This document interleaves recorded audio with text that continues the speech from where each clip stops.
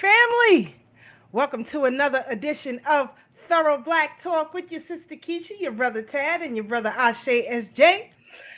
Well, family, all I can tell you tonight is buckle up. Buckle up. Make sure you buckle Buckle up all the real way up. good. Cause we about to flip some wigs back tonight. It's that time. Things have gone awry with the so-called conscious community. I don't even know what the hell that is. First of all, I'm still trying to figure that out, Tad, what that is. You know, who do people call the conscious community? I mean, It's a I don't bunch of even know what con that men. is. But we're going to It's, deal with all of that tonight, brother. But how's your week been so far? oh man, my week has been interesting. I had a good week. Enjoying time with the family, but all the fiasco and debacles going on within a conscious community. And I think I've said this before on other platforms and on our former platforms. I'm not from the conscious community. I'm from the African-centered activist community. There's a difference. I don't think Dr. Khalid belonged to the conscious community. I don't think Dr. Clark, Dr. Ben belonged to the conscious community. I know they were part of the African-centered community. I know they were part of the African liberation movement. I know that part.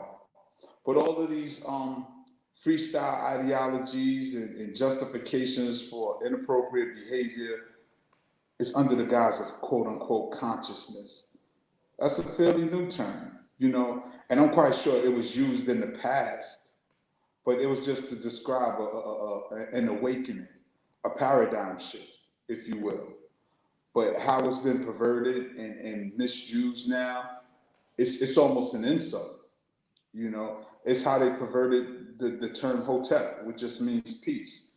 But people under the guise of quote unquote consciousness they disrupted it and made it into something almost despicable.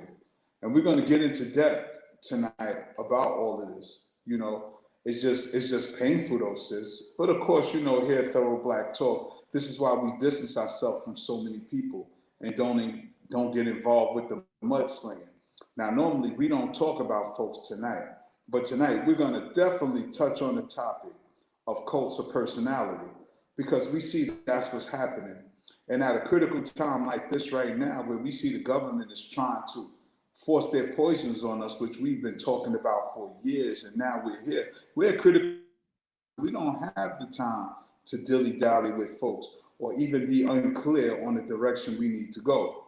So with this cult of personality, we see a lot of people, a lot of quote-unquote misleaders, because I won't call them leaders. They're misleading the people. They have a following that has drunk the Kool-Aid, that no matter what they do, they still have the support of the community.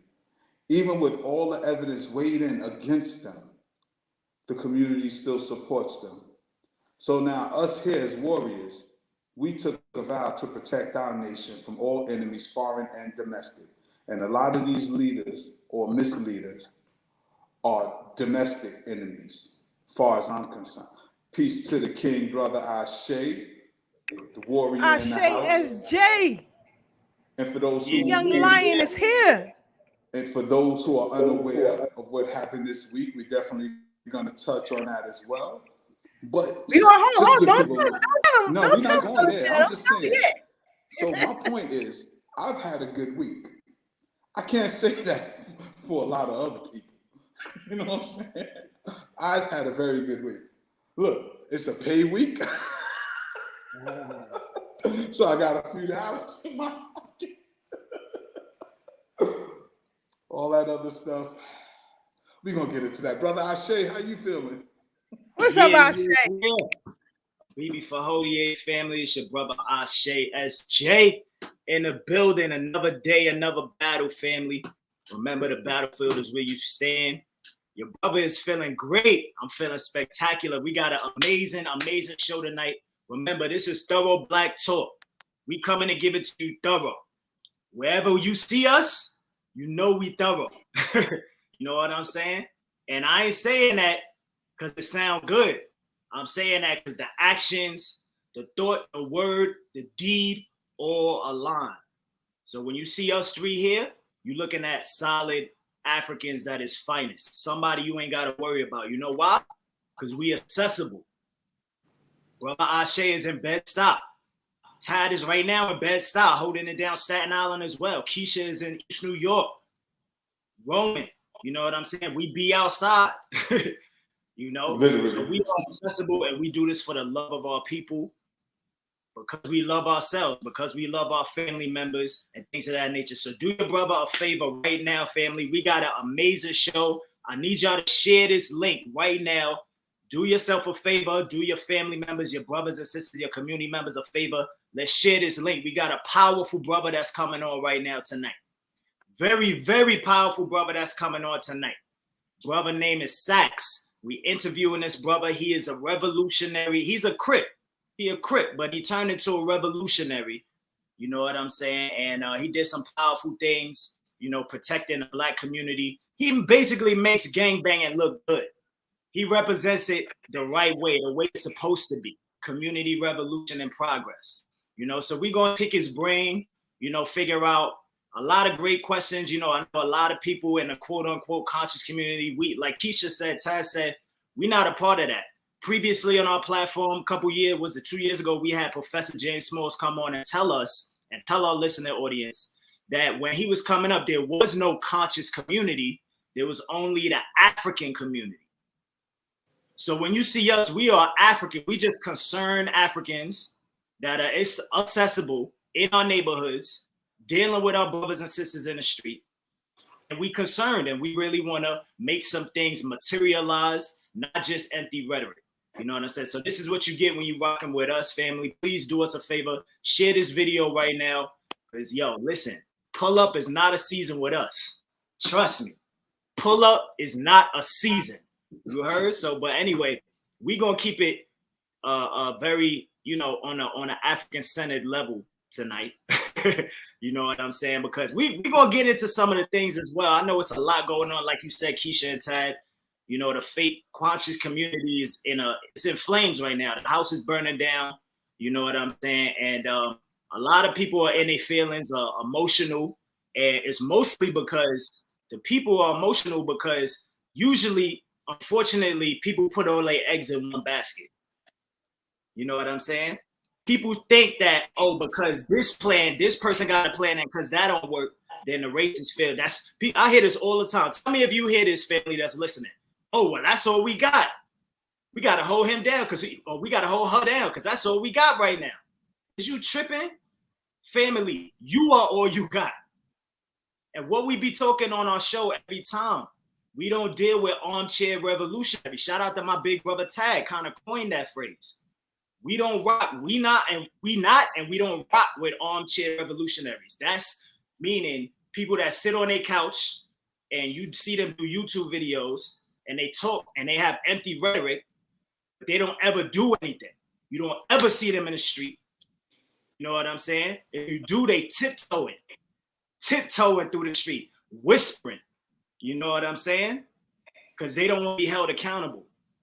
You know, so put some fire emojis in the comment section right now, because I feel Fire God is about to come in the house tonight. Fire God is about to come in the house. I'm calming it down right now because I don't do this YouTube. I don't do this camera stuff. Like I said, pull up is not a season, family.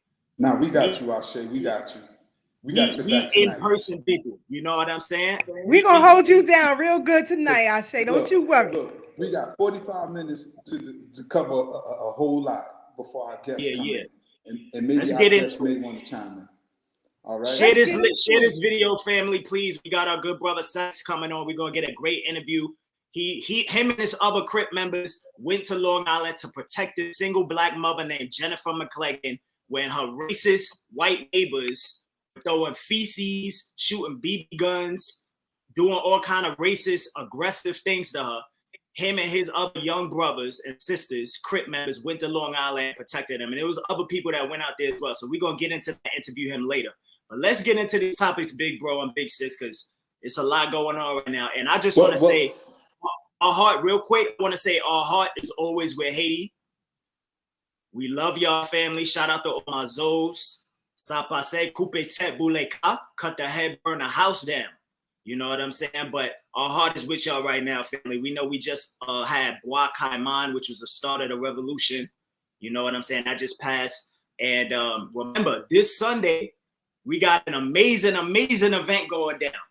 Make sure you pull up 1396 Fulton Street right here in Brooklyn to Nicholas, Brooklyn. We're going to have a Black August event detailing all the historic events that happen. And we're also going to give you concrete, solid ideas, solutions, things that you could do right now to get active, to get off your armchair and really get active. So that's all I want to say before we jump into this joint. What y'all want to hit on first? No doubt, no doubt. First, let me say something. I say, go ahead, brother. I didn't coin the term armchair revolution. That come from the elders. You know, that's what they used to call them. Those who just sit on their cans and just talk about the movement and don't do anything. So salute to the Crip brothers that held down the sisters. You know what I'm saying? Because when you think of that, the only people I could think of in the movement that has done things like that is, peace be upon the most honorable Dr. Khalid Abdul Muhammad, and our Black History hitman, the brother Mike Graves, when he had to go to Long Island to help out the white family. You know what I'm saying? Right. So there are some solid folks that's of that mindset. So what I do want to say is that as we talk about that and we look at people, posture these other folks as leaders, and we're going to say some names tonight. You know, we normally don't say names. I don't have no beef with anybody. However, we are going to call some folks to the carpet because a lot of these people I know personally, have met with them, done work with them, and I'm just not feeling their behavior and character. As many people know, Polite is now in the news for rape allegations, right? So we definitely got to call him to the carpet. A lot of people are supporting him. A lot of people say, well, let's wait until all the evidence is in. First of all, you're not even supposed to be in a position where allegations could be levied against you. You know, and this thing has happened back in February, and now he's being called to. A warrant for his arrest was issued in July. So that means from February to July, there was already an investigation and enough to indict him, to bring him up on charges for him to have to turn himself in. So when we start talking about leaders and we hear the stories, it doesn't have to be proven that you raped the child. You're not supposed to be in that position. You're not supposed to be in a hotel room with a child, with a 14-year-old.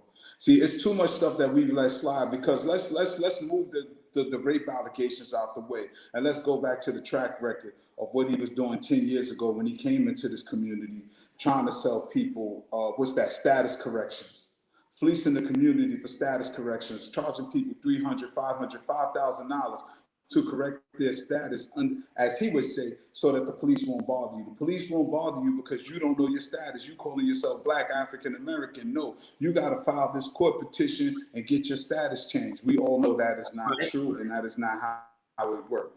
But again, you robbed the people. You had the support of Sonetta and Black News Channel holding you down, giving you a platform to speak, and ignoring the people that were victims to your swindle and scams. All right.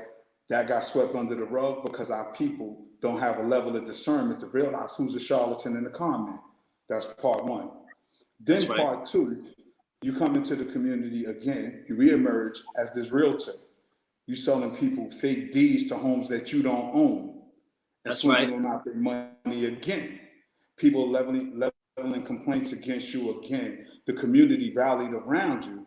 While the rest of us, I know for me, Sister Keisha and Brother Ashay, we sitting back like this with the side eye, like, you getting too many complaints against you for stealing people money. That's part two. Then part three, you dip off, you go out there, you get to Hollywood, and it was other little things that went on. Because when we was in the straight, and I'm gonna keep it 100, when we was with the straight Black Pride movement, and we were having issues, 2 times he reneged on showing up. Sister Keisha, myself, Brother Ashe, Jeannie, Professor Grip, we all did an event called Code of Conduct within the community because we all saw this. It was organized by Brother King Simon. Salute to him. Salute to Brother King Simon, who always put on dope events. He didn't show up for that. And there was another event he didn't show up for. And I told Jeannie, I said, yo, we can't trust this dude. I didn't trust him from the beginning. However, he came like he really supported our efforts to protect the Black family, Black women, Black elders, and Black children. Just keep this in mind.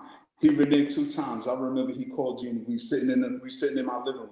And I told Jeannie, hang up the phone on that dude. Because he called, apologized, copping the plea, or pardon King, but the dude Tazariak was there, and you know me and him don't get along. But that was supposed to be there between him and Tazariak. So I told Jeannie, I said, that's a cop-out, part 1. Part 2, he a coward if he let another man keep him from doing something that's for the community and the Black family. That's right. That's a coward's cop-out. But I mean, y'all could go to the YouTube thing and see Captain Tazariak Punk's brother Polite. You know what I'm saying? That's right. Because he don't have the warrior spirit. He talked all that, yo, and I'm sorry I'm getting so passionate because I'm do it, bro. You right? Go ahead, bro. Because I'm tired of these cowards and chumps. Because he talked all that tough Crip superior stuff, and I know Crips. I know real Crips. I know real Crips. And they're gonna be on this platform, and they're well-known Crips. And they don't even know who this dude is other than YouTube. All that Crip superior, when I said that, they laughed. But I'm not trying to blow nobody's spot up because we do need the warriors in the movement. You know what I'm saying? To do the work and back down the pedophiles and anybody trying to harm our community. But again, he don't support because he's one of them. And this is why he didn't support everything that Straight Black Pride was doing, because he knew in his heart of hearts that he was a pedophile, that he just wasn't exposed yet. Even though Sonetta was alluding to it in the past, saying, you don't want me to tell, you don't want me to tell. And this is the problem we have because we know dudes are pedophiles and we still hold them down. We still harbor them just because they make a few dollars. That's right. Classic definition of selling out. Jumping off your moral square for a few dollars is the definition of selling out.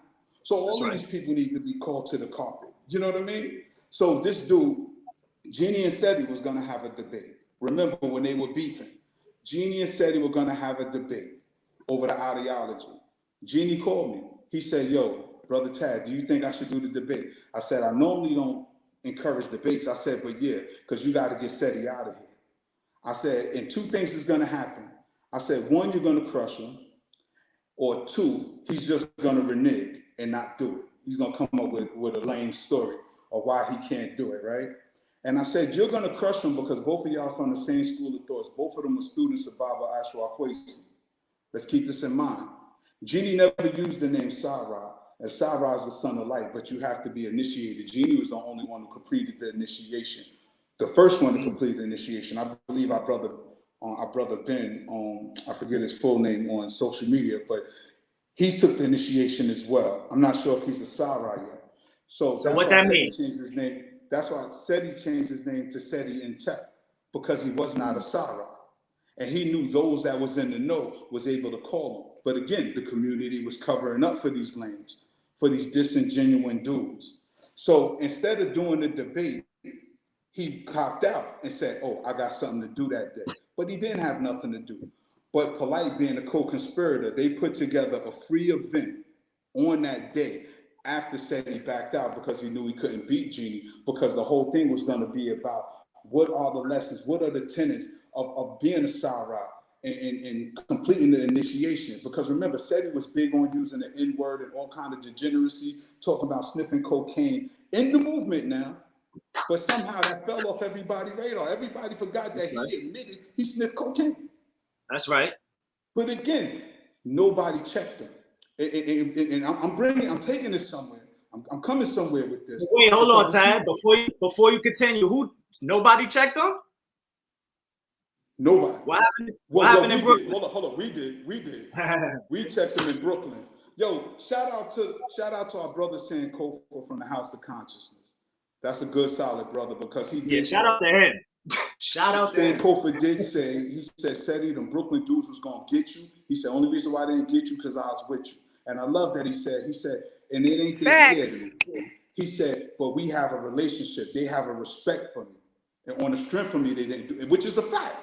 Because we didn't want to put saying Kofa in the middle of that because it does get physical and felonies do get committed. We're not playing with these dudes out here, man.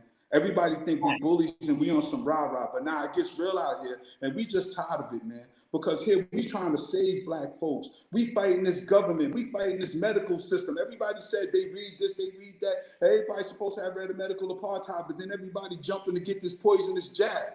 And I'm not understanding what's happening. But back to the enemies that are domestic. So, when Jeannie and Saccz was supposed to do that debate, it got canceled. Saccz came up with some cockamamie lame story that he had a event going on. He ain't had no such event.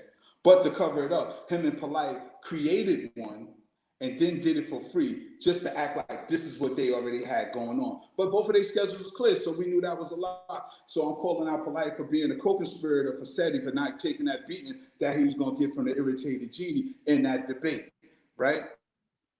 But then you got other dudes like Young Farrell. He got robbed by Polite, but then this dude takes a lot of donations, talk about he want to open up a daycare center. We know felons can't open up no daycare centers, but we let that rock because that's not my group over there. Those dudes are not my group. Even though the African-centered people who do want to see better for the community is contributing to what these fools got going on without doing their due diligence now. The community's not doing their due diligence.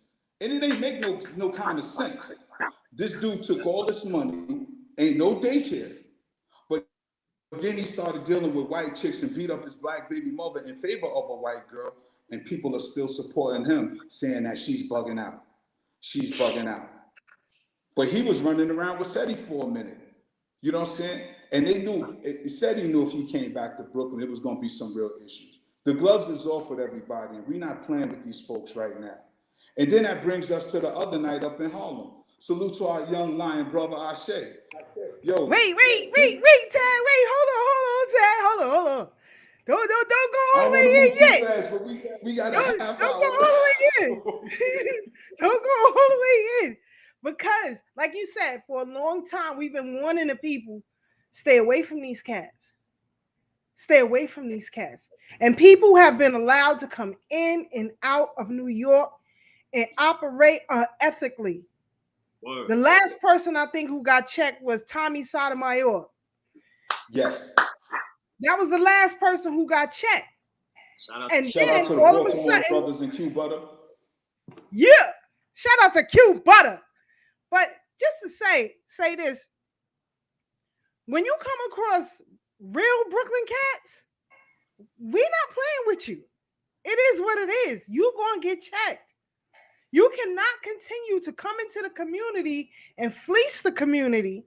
You're operating as if you are mega church pastors, and you're operating, and those who follow you are cultists. You're a cultist. You're addicted to these personalities. And when people say something about them, right in exact, there is a police report. There was an arrest. There is allegation. There is DNA evidence. And you want to come out and support bad behavior. People do this all the time. All the time. And you go in and you go out and you go in. And then I'm looking on YouTube and Instagram. It's like people in their bag. As if he paying their bills or something. I mean, people are really in their bag. This is crazy. Are you about getting free or are you addicted to personalities? Because if you're addicted to personalities, you're going to fail.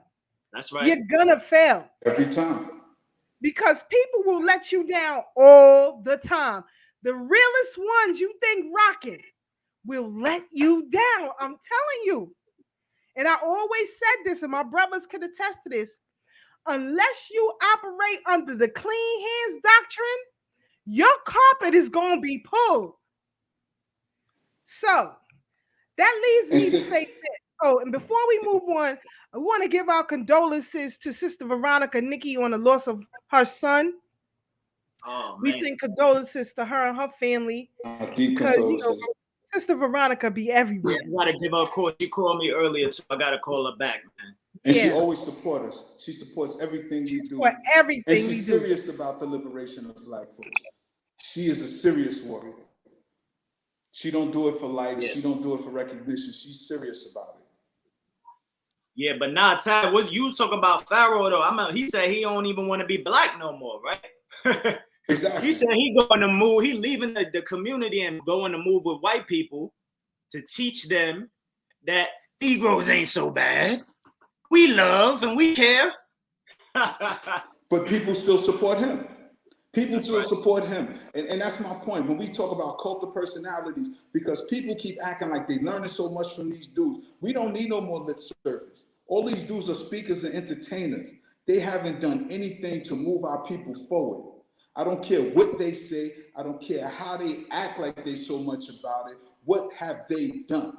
All of our real leaders have been organizers. Dr. Khalid was an organizer. Malcolm X was an organizer. I even say Dr. King was an organizer that affected change. These people had things change. Laws changed. Our paradigms changed.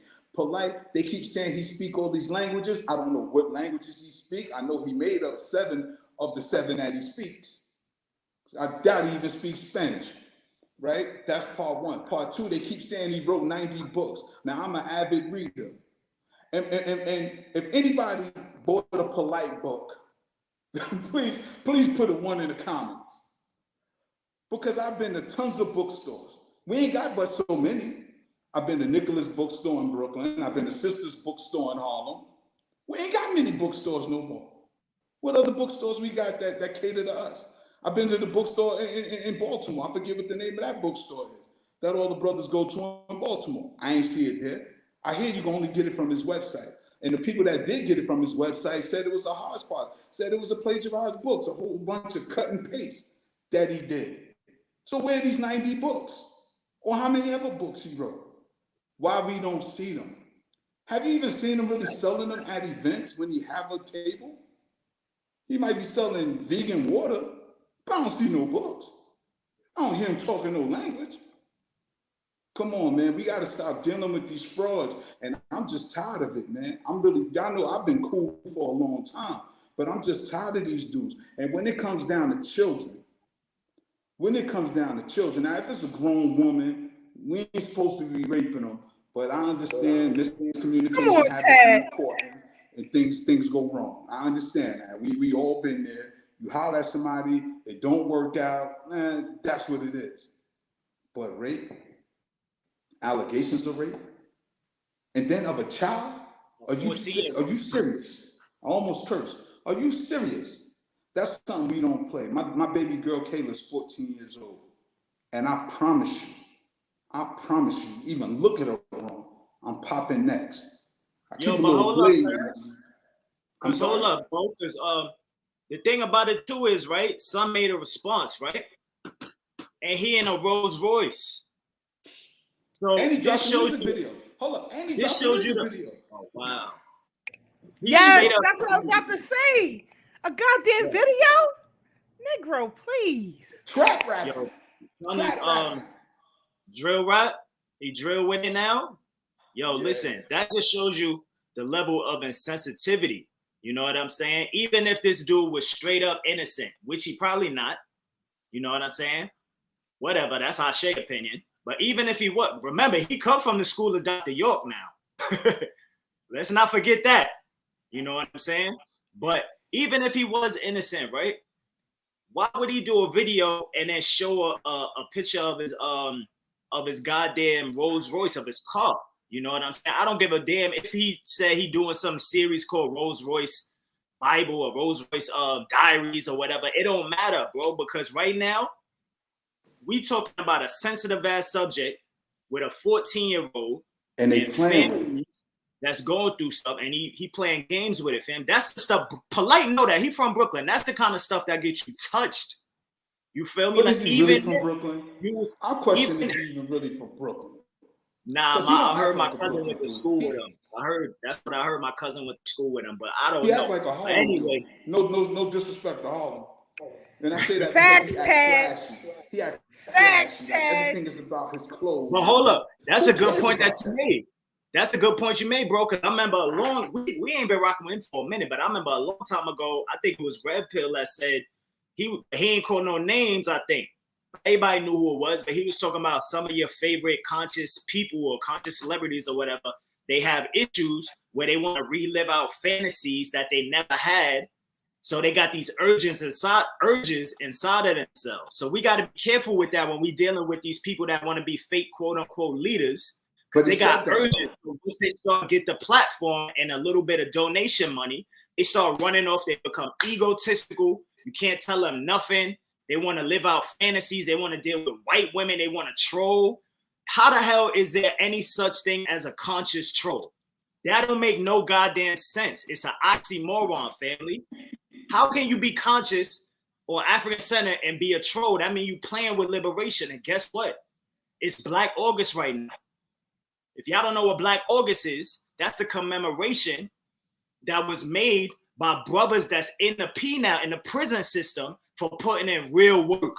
So we don't play, especially not this month. This is like not with the babies either. Not with the babies. It could be February 30th. No day. February 30th don't even exist. No days you're gonna play with these babies, man. And that's why I'm tired of these dudes, man. Because what they do is they piss in the pool for those of us who serious. So anytime we start talking about African liberation or even just changing your mindset, even if we talk about a paradigm shift on how we think, people are not going to take us serious because look who got the mic. Look who got the floor and the platform. And Polite said that he wanted to live out his childhood fantasy. He said that in that gibberish video he put out when he in his Rolls Royce. He said that. He's living out, he completed everything he ever wanted to do in life. He accomplished all his goals. Those are personal goals. For a person who prided himself as a leader, your goal should be for the people. That should be your goal. So you admitting that you self-centered. You acknowledging that you don't care about nobody but yourself and material objects. Because not once have I seen him with young people trying to educate them. But you keep talking about you for the community. Now, us three, Ashe, you took the video of us always educating the children. We are children-centered here. We talk to y'all adults, but we are children-centered. And no children has ever been harmed in our care. Not one. Whether it was our self-defense class, whether it's our trips, whether it's just us having a group conversation with young people in our spaces that we do it. Not at our Kwanzaa events, and nothing we do a child get hurt. Ever. Or do they even worry about being hurt? Come on, we done rented movie theaters for the children. We done some things for the children. And it's not all on YouTube because we're not doing it for that. We don't do it for the kudos and accolades. We do it out of necessity because this is our future that we talking about. So how dare he? And that's another thing that I heard from Sister Keisha, Brother Ashe, that as a father, the excuse that he was supposed to talk to this child because she was having issues with the mother. And that struck home to me, right? Because I was dealing with a sister and her daughter was going through it. And I actually had a conversation with her daughter for her. And it was a good conversation because her daughter had questions about life, the way she was raised compared to what she's learning about what it is to be Black in America. And we had a conversation.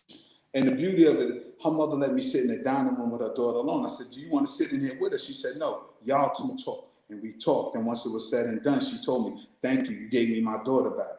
Because I had a heart-to-heart with her daughter, as a father, as a Black man, as a protector in the community. But now he done took that and perverted that. Brothers trying to help the family.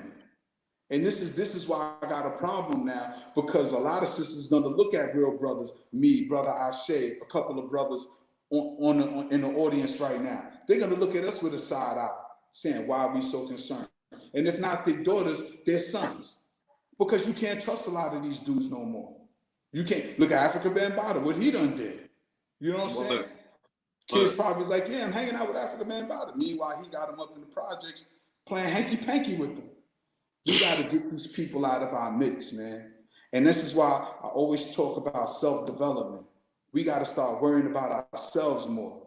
We got to start worrying about ourselves, making sure that our character is up to par. That's why even when we was in Straight Black Pride, I said, I do not want to be a leader. Call me the director or something. I'm not nobody's leader. I'm my own leader.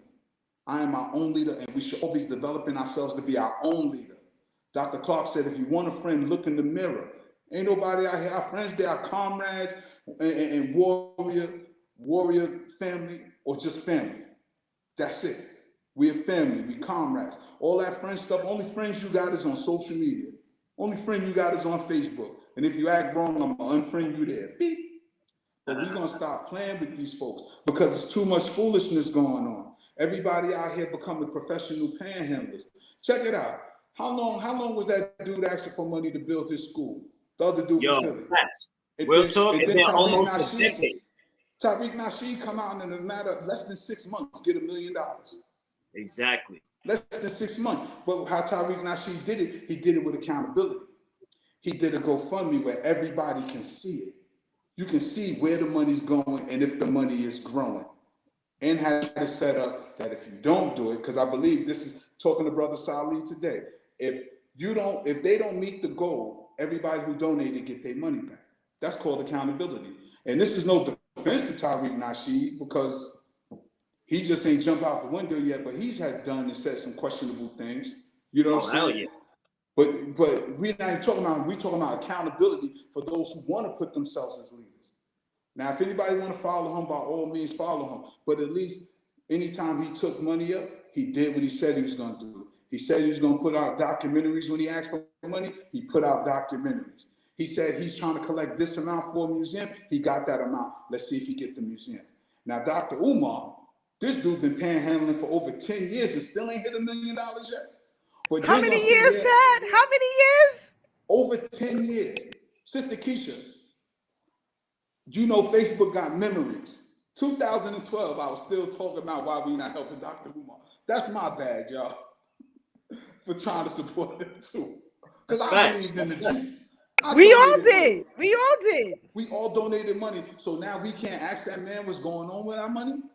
That's facts. We can't ask him. We can't ask him. But meanwhile, oh no, we can and we will.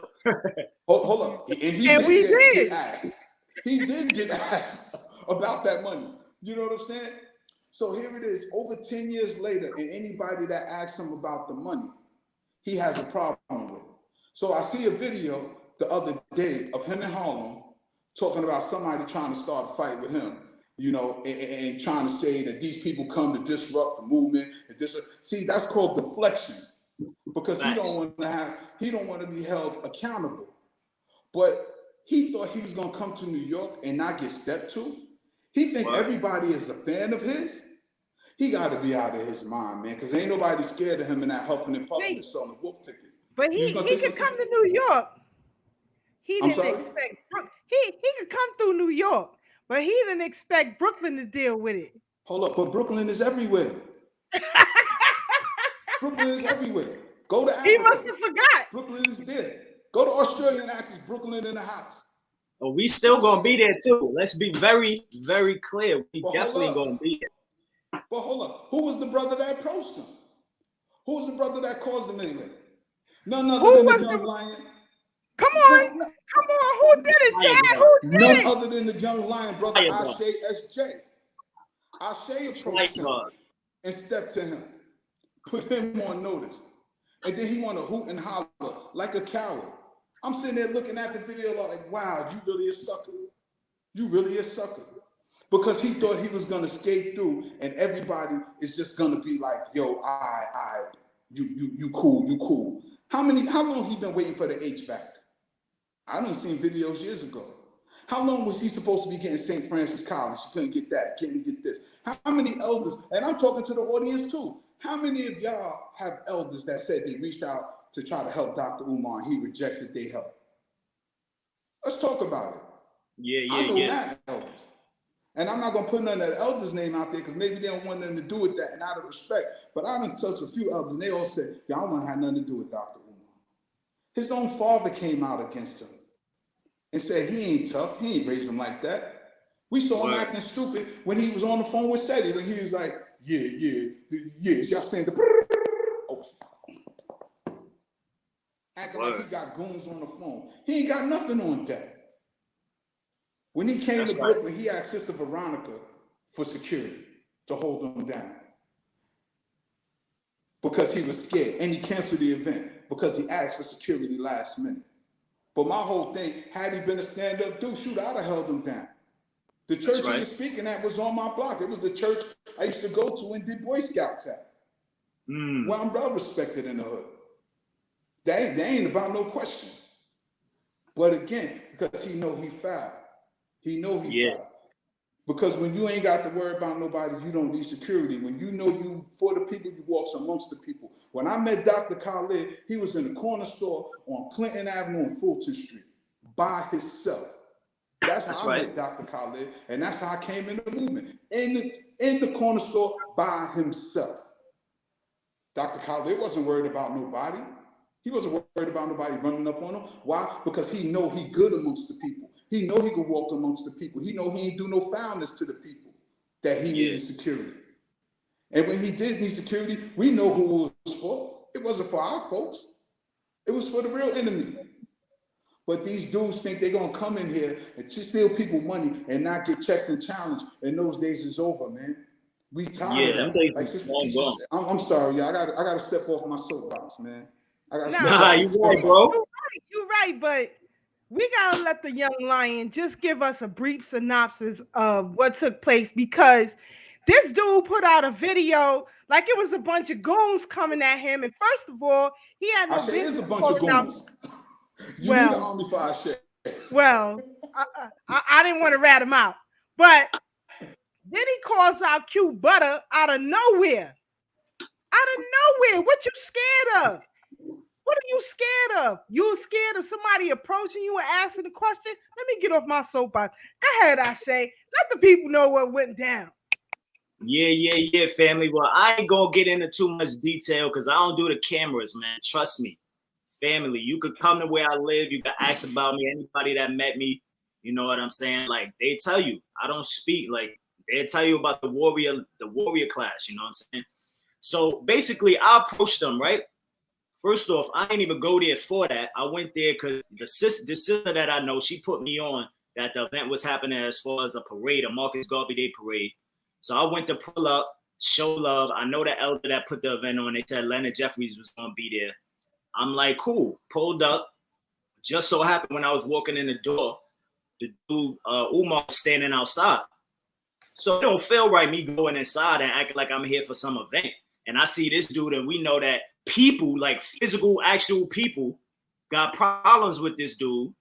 Me being one of them from 7 years ago, when I donated to his school and when I purchased his book and when I used to believe in everything that he was doing, before he started showing his horrible character, his horrible ego, his non-African centered traits, you know what I'm saying? Yeah, he does all of this African centered rhetoric.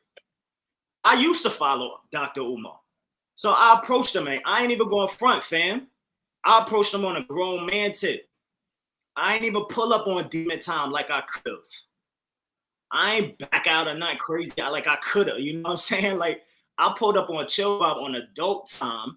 You know what I'm saying? Because man to man, I'ma ask him and look him in his eye and say, what's going on? So I asked him what's going on.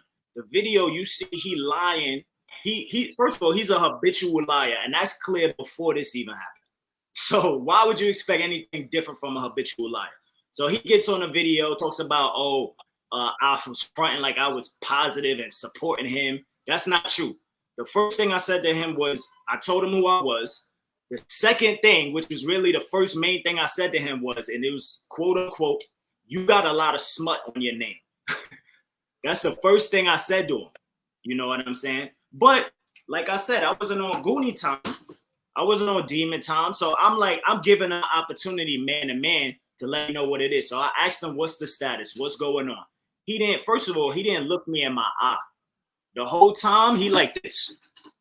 He talking to me and he like this. He not even looking me in my eye. So I'm already seeing his character. I'm seeing like how he built. He not, his father, like Ty said, he not even built. You know what I'm saying? He a little tall, but he all fat. He flabby. Trust me, he could get washed. So don't believe none of that. Like, son is soft. But anyway, so he not looking at me. So I'm asking him questions. He deflecting all of the questions. He went on a video and said that he answered my question. What he said? 2, 3, 4, 6 times. That's what he said. This dude is a comedian, fam. He said, I answered the brother's question 2, 3, 4, 5, 6 times. Family, first of all, it was eyewitnesses outside. Ask the people that was outside from the beginning, not the people that came outside after the commotion happened. Not the fan club. Ask the people, it was a bunch of people outside that was watching and actually applauding when I was asking him these questions, because everybody is waiting to pull up on Umar and ask him what the deal is. Like I said, it's been a decade. I got a picture on Facebook from 7 years ago when I donated and bought his book and all of that. 7 years. It don't take 7 years to buy no goddamn school. So even if you bring a school now, right now, you still owe people back money from interest and all that you done collected, sitting on donations for a decade, paying your bills, eating, taking shorties to the strip club. Remember that scandal? When he was taking people, women to the strip club? I think just today he posted panties that somebody sent them. Is this a conscious pimp? I really don't know, but I'll tell you one thing, he ain't really built for that. He ain't built like, he ain't tough, trust me. Let that rhetoric fool you. But anyway, so like I said, I'm still on adult time, on grown man time. I'm asking him, what's the status? He not answering none of my questions.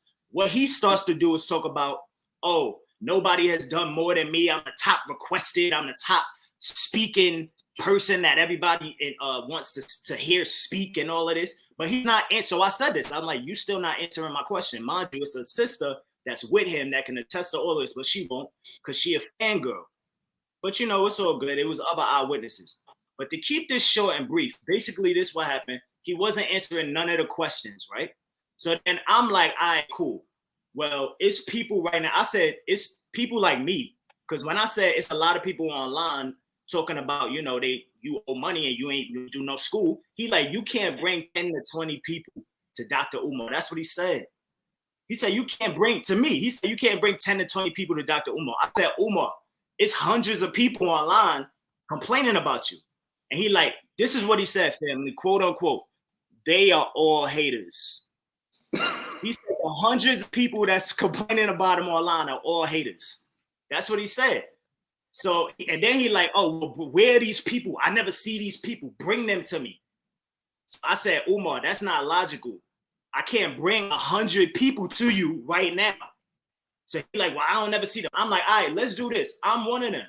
Because he know exactly who I am. I told him I met you a long time ago from UAM. And this is why he said in the beginning that it seemed like I was trying to support him. I'm just telling him my credentials. I'm a UAM baby. But he remember UAM. He know Brooklyn and UAM, United African Movement, is some real workers, not armchair revolutionary. So he started liking that and trying to be cool with me. But basically, I'm like, yo, I can't bring 100 people to you. So I'm one of those people. I donated and I bought your book back a long 7 years ago. I don't see nothing. So what's the status of the school? He's still not answering the goddamn question. So he talking about how he's done so much work. And then he said, this is where it started getting hostile, right? Because I brought up the brother Q Butter's name. Shout out to Q Butter. So that's why in the video he said, oh, he brought up one of my top haters. Ain't no Q Butter, ain't no hater. Ain't nothing to hate on. He don't even think about you half the time. He doing real work with children in a school. And if you want to say it's not a school, bet. Because I said that to him. I said, Q Butter is doing stuff and he not getting donations and begging people in the hood like you. You know what I'm saying? He got a school. So then he proceeded to say, oh, Q doesn't have a school because he's not certified and all this BS, right? So I'm like, all right, Umar, I'll give you the benefit. Let me retract my statement. Q Butter is doing African-centered education. So Umar is not used to dealing with people that know what they're talking about, that know how to respond to all of the bullshit. My fault, I'm cursing. All of the BS responses that he already had prepared because he rehearses this. Because he's a great orator. He has great oratory skills. I give him that. But besides that, we ain't see nothing happening. We know he ain't a warrior. You know what I'm saying, Gooey Gooms? We know he ain't a warrior. But you know what's funny, I say? You know what's real funny? Because he ain't got a school neither. He got two abandoned buildings. He got abandoned buildings. That's all he got is 2 abandoned buildings. Where's the But let me students? finish this right quick, bro, because I don't really want to, like I said, I don't want to talk too much about this on the camera. I ain't doing no video, none of that. Real talk. I still want to see some, but you know, I heard you on tour. But anyway, that's another story. Basically, when I brought up the brother Q Butter name to say that it's people that's doing work, it was brothers behind me, the eyewitnesses I'm talking about, start clapping. Start talking about, yeah, because they like how I'm handling Umar, because he's not used to being handled like that. You know what I'm saying? So but I'm still on a level where I'm on manhood, like straight up as a man. I ain't trying to violate, but I'm being firm. I'm trying to like get the answer out of him. So when I mentioned Q Butter name, that's when he got hostile. Because Q Butter been on him. You know what I'm saying? Q Butter is doing it. Shout out to my brother. We definitely gonna collab and do a whole bunch of things soon. So look out for that. But when I mentioned Q Butter and what he doing, that's when Umar started trying to get a little rowdy. So he raised his voice at me. He ain't know that I'm an Aries on fire god. I don't deal with none of that raising the voice. So, but I ain't go front. I made a mistake. I raised my voice back at him, right? In the heat of the moment. In retrospect, I really wish I didn't do that. I really wish I would have just snuffed him, but that's another story. But I raised my voice back at him just to show that he not dealing with he always talk about the beta males, right? So I raised the voice back at him to show him that he not dealing with one of those. So I start getting crazy, right? So the fire guard is starting to come out. Drop some fire emoji in the comment section right now if you want me to continue, because the fire guard was coming out, right? So boom, he started raising his voice. So I start raising my voice, right? At that very moment, when the voices start getting raised, people started coming from inside of the church that wasn't there, that wasn't listening to the conversation, but they heard the commotion. They start coming outside. And of course, they his fanboys, you know what I'm saying? So they see me, they see him, they automatically gonna have his back, but ain't nobody like approach me or nothing. But what they did was they started standing in between us, like breaking it up, you know what I'm saying? So what happened was I asked him, at that point when he was raising his voice, I remembered, I'm like, why am I raising my voice at this dude? So that's when I did say, what you gonna do? Do something. You know what I'm saying? Bust a move, like on that kind of vibe. So that's when I started going in. It started becoming a press. Even though I was light pressing them from the beginning, you know what I'm saying? I was still trying to give them the benefit of the doubt to be like, yo, we got this going. We purchased this. We did the HVAC, blah, blah, blah. That's all I wanted to hear. If he would have said all of that and show receipts, we would have backed off. It would have been no problem. It would have been a nice election. But then when Son tried to raise his voice, I had to let him know what time it was. But unfortunately, a lot of people got in the way. That's what happened. He started trying to act like he was tough and all of that, right? But he really wasn't. We already know he's not built like that. But after that happened, you know what I'm saying? Mama Ya came out. She's the elder that threw the event on. I don't even know if I could call her Mama Ya no more. She called me an agent provocateur. She called all kind of. I'm like, wow. Like, and she came out. She like, and I know him. And I'm like, well, if you know me, then how come you taking Umar's side over my side if you know me, supposedly? You know, but this is what we talk about tonight. We're talking about the level of following people because they are in this celebrity stuff. They in this conscious celebrityism. They worshiping personalities instead of people that's actually doing the work. People want to see leaders instead of seeing workers. Shay is not a leader. I'm a worker. Carter G. Woodson said that. You know what I'm saying? So that's who I am. I'm a worker. I'm an organizer. But that's basically what happened. So people got in the way. So I couldn't really put no hand. You know, it didn't get to that level. You know what I'm saying? But dude he's literally a habitual liar on some grown man stuff. Like not even trying to get on no crazy, because I don't, like I said, I'm doing this crazy talk on YouTube. I really just want to be on a different time. You know what I'm saying? But on an adult African-centered level, grown man talk, like dude is a child. He got the ego of a child. You know, you can't talk to him. And this is supposed to be a psychologist, family. So how the fact that people trust that Umar enough to put their money into something and also send their children to anything, more or less a school, dealing with somebody that's a psychologist that can't even handle when somebody approaches them to hold them accountable or don't have no conflict resolution on a positive level. You know what I'm saying? So, but this is what we're dealing with when people start getting into this conscious community celebrity worship, like Polite, like Pharaoh, so on and so forth. You know what I'm saying? Don't matter what they do, even polite. So in the video, shout out the brother, what's his name, Zion Lex. He shared the video from back in the days where Polite said, "I don't care if Dr. York did rape hundreds of people, even if it turned out to be a fact, he's still my Lord and Savior." But that's the that's the conscious personality worship. This is what we're dealing with. So we got to start. This is why people didn't like us when we first came in the door. We was with quote unquote straight black power movement. We're not with that. But at the end of the day, we was all on a level where we know we came from the street. I wasn't born in a consciousness. You know what I'm saying? I was a knucklehead. Tad ran the street. Keisha ran, and her people ran the street. You know what I'm saying? So we know what that's like. So now when we come into it, we trying to step our level up. We trying to be more, respectable people. We trying to have morals and principles. We trying to work on character. We trying to be stand-up brothers and sisters. We trying to help our community. And character is the main thing when it comes to that. You can't do nothing unless you got a good character. And I'm going to just end with that and say, Umar Johnson has a horrible, horrible character. I ain't doing no videos and none of that. I don't want to be famous. I'm even upset that I'm involved with something like this. You know what I'm saying? Because at the end of the day, ain't nobody put no hands on nobody. So it's like I don't like that vibe. Like if we gonna go, let's do it. You know what I'm saying? But it is what it is. But I don't even want to be attached to this. But we are definitely gonna, like I said earlier, pull up is not a season, family. We pull up whenever it's necessary. We really African-centered warriors, and we care about our people. And we not, especially not Brooklyn. It's not coming to Brooklyn, family. I'm telling you right now, it's not happening in Brooklyn.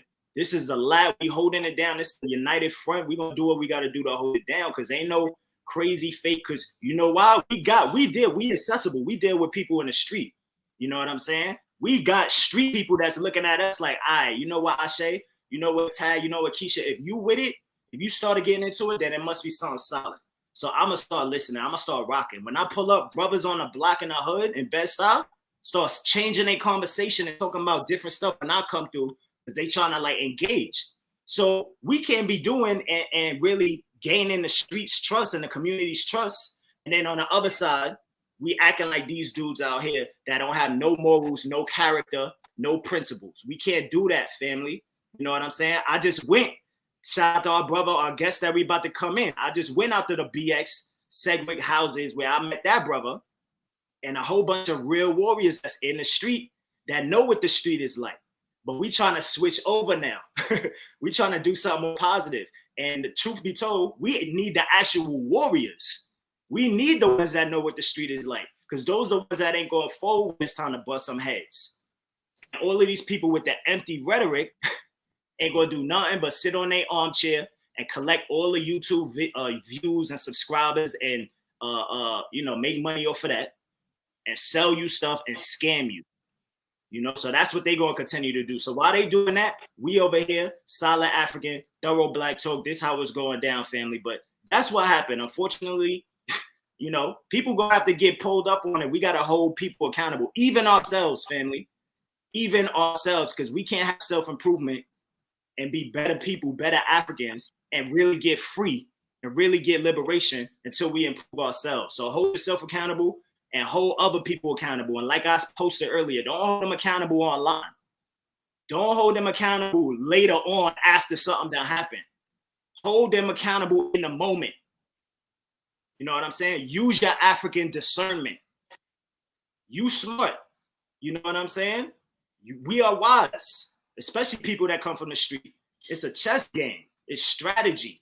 You know what I'm saying? So we got to use that same mentality, that same African discernment to apply on every single thing. Everything we look at got to be looked at through the eyes of warriorhood. You feel what I'm saying? So whether it's warriorhood in the street or whether it's African warriorhood on the front line, whatever you do, you got to look at it through the eyes of warriorhood. So to cut it short, because I know it's 9 o'clock, I really want to take a break so we can show our brother Q Butter some love, play this video. But we got our guest in the building, the brother Saccz, Crip member. Listen. And before we move on too, Ashe, and kudos to you for on that pull up because, we always told y'all we about that for real. Don't come over here acting crazy. especially when it comes to harming Black children. If you say you're going to do something for Black children, then be on it. And if you can't make it happen, say you can't make it happen. That's it. All of this would have been done with if he said, you know what? I cannot get it done. It's no harm in that. It's no harm in that. The harm is when you continue to play games with people's mind. And like the sister said in the chat, I want my check back so I get my cheese sandwich. You can't be doing that. And I have to say this too, because we have to be very careful of the names that we throw out here at people because you're upset in a particular manner. That's right. Or of a particular happening. For Mama Ya, and I got a lot of respect for her, and when I see her, we'll have a one-on-one conversation. That's right. Don't throw out that my brother's an agent provocateur. That's dangerous talk. Facts. Because if he is, then what the hell does that mean about me and Tad? What you trying to say? If he's an agent provocateur, what the hell are we? But they only say that, to people when they don't agree with stuff. You know what I'm saying? And the reason they say that is because they're not accessible, because they're not pulling up on these people. If I'm an agent provocateur, pull up on me. You feel me? Like I did on Son. Like we're going to continue to do on anybody that come through Brooklyn with the nonsense.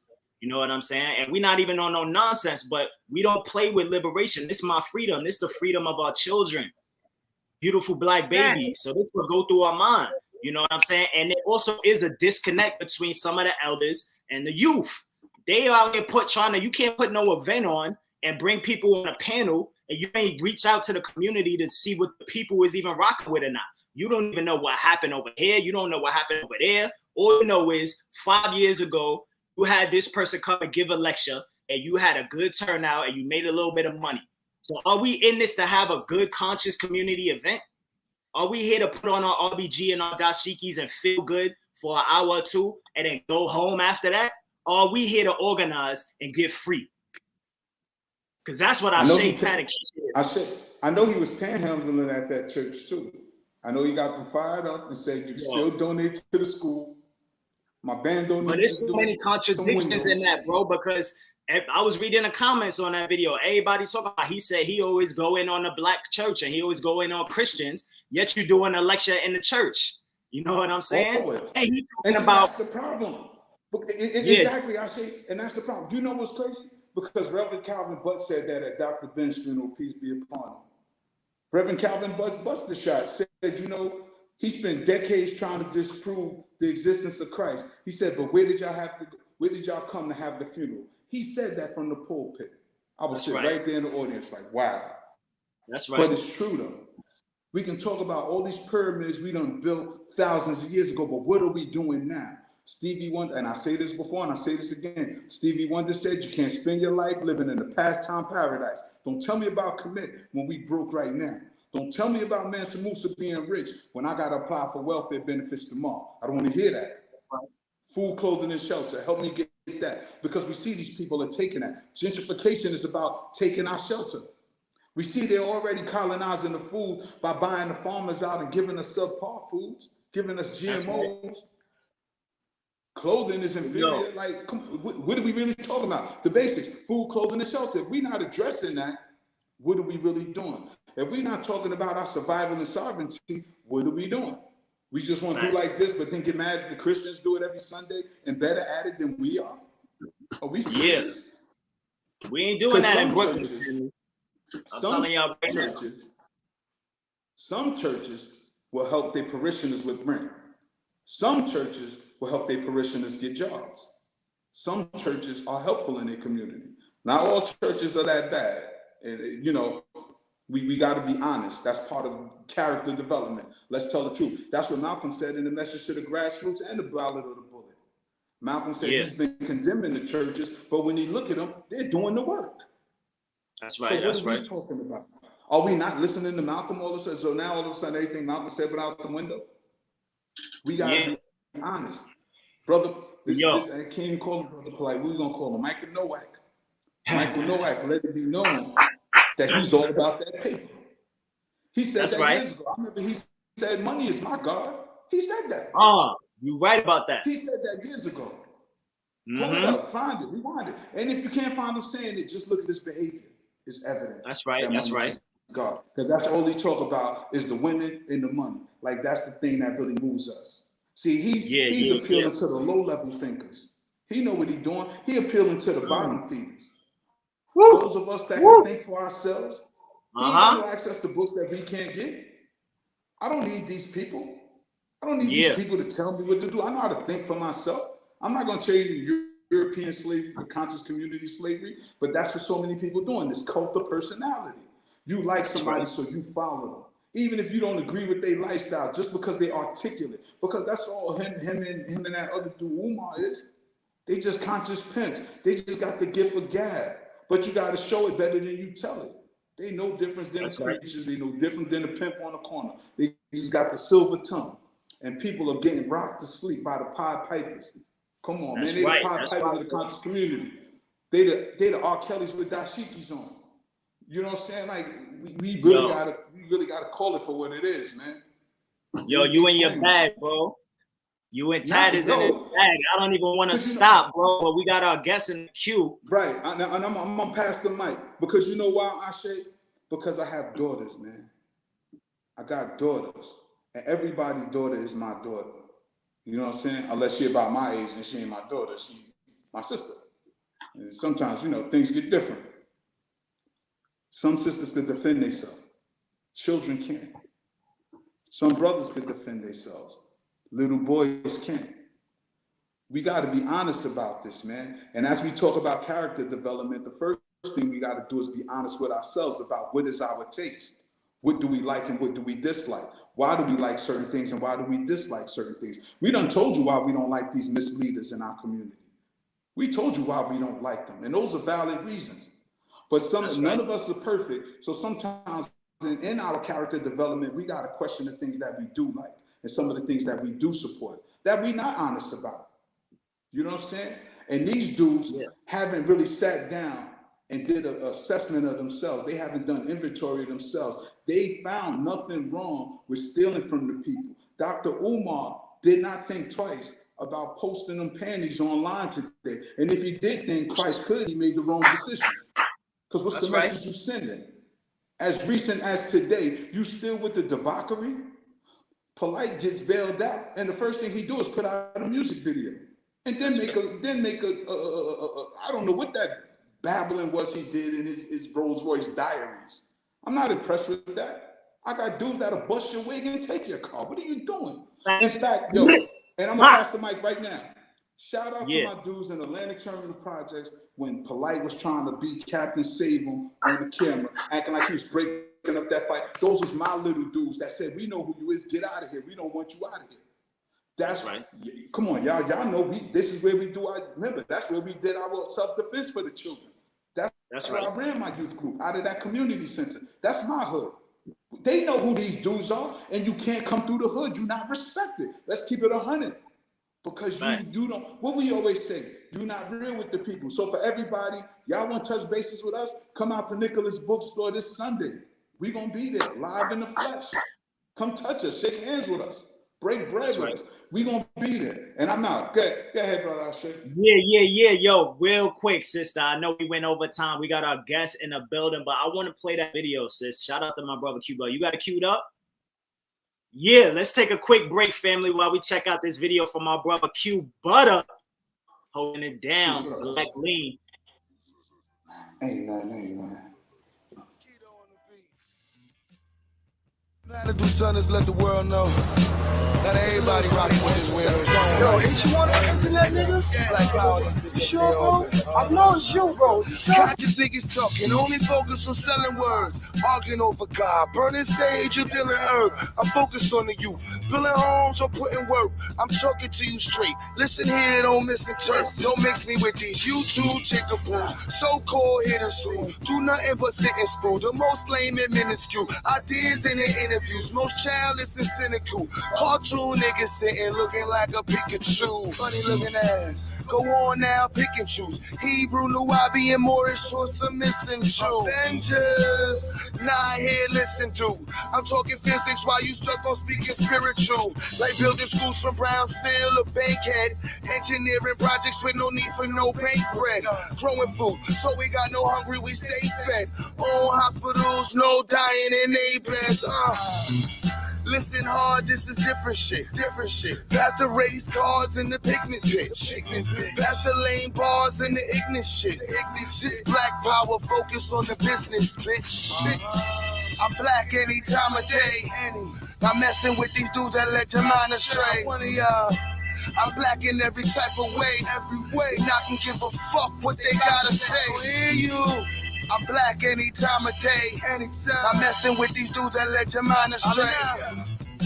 I'm black in every type of way. Not gonna give a fuck what they gotta say, bro. I ain't Moorish, I ain't Asiatic. Please don't distort shit. I don't co-sign none of these lame ones. Funny ass hats, always talking about claims something. Arguing over black this, black that. Black lens, black facts. When all I see is black bloods, black Crips with black cash, black scar from black tracks, black charge with back tax, black bar, no cashback, black card, who has that, brother? They either playing ball or they got ass cap. Wait, you selling souls on the cash app. Hey, you pimping minerals, crystals, and the sage. You still in religion, homie. You still inside the cage. See the bullshit. Cameras show the foolishness. Fools follow movie flicks. Most front, but truly flick. Blow fish on some hootie shit. Start beef, call the police quick. Talk sweet, so you know he bitch. What street? Who he rolling with?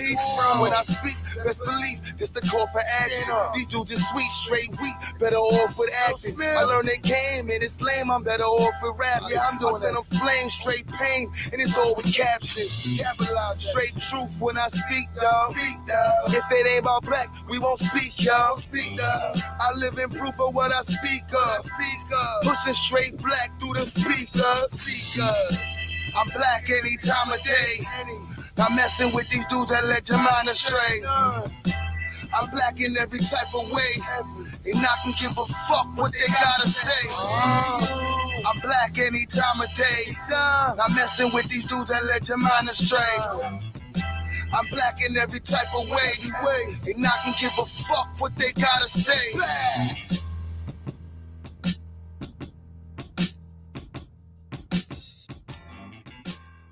Yeah. Grr, grr, grr, bah.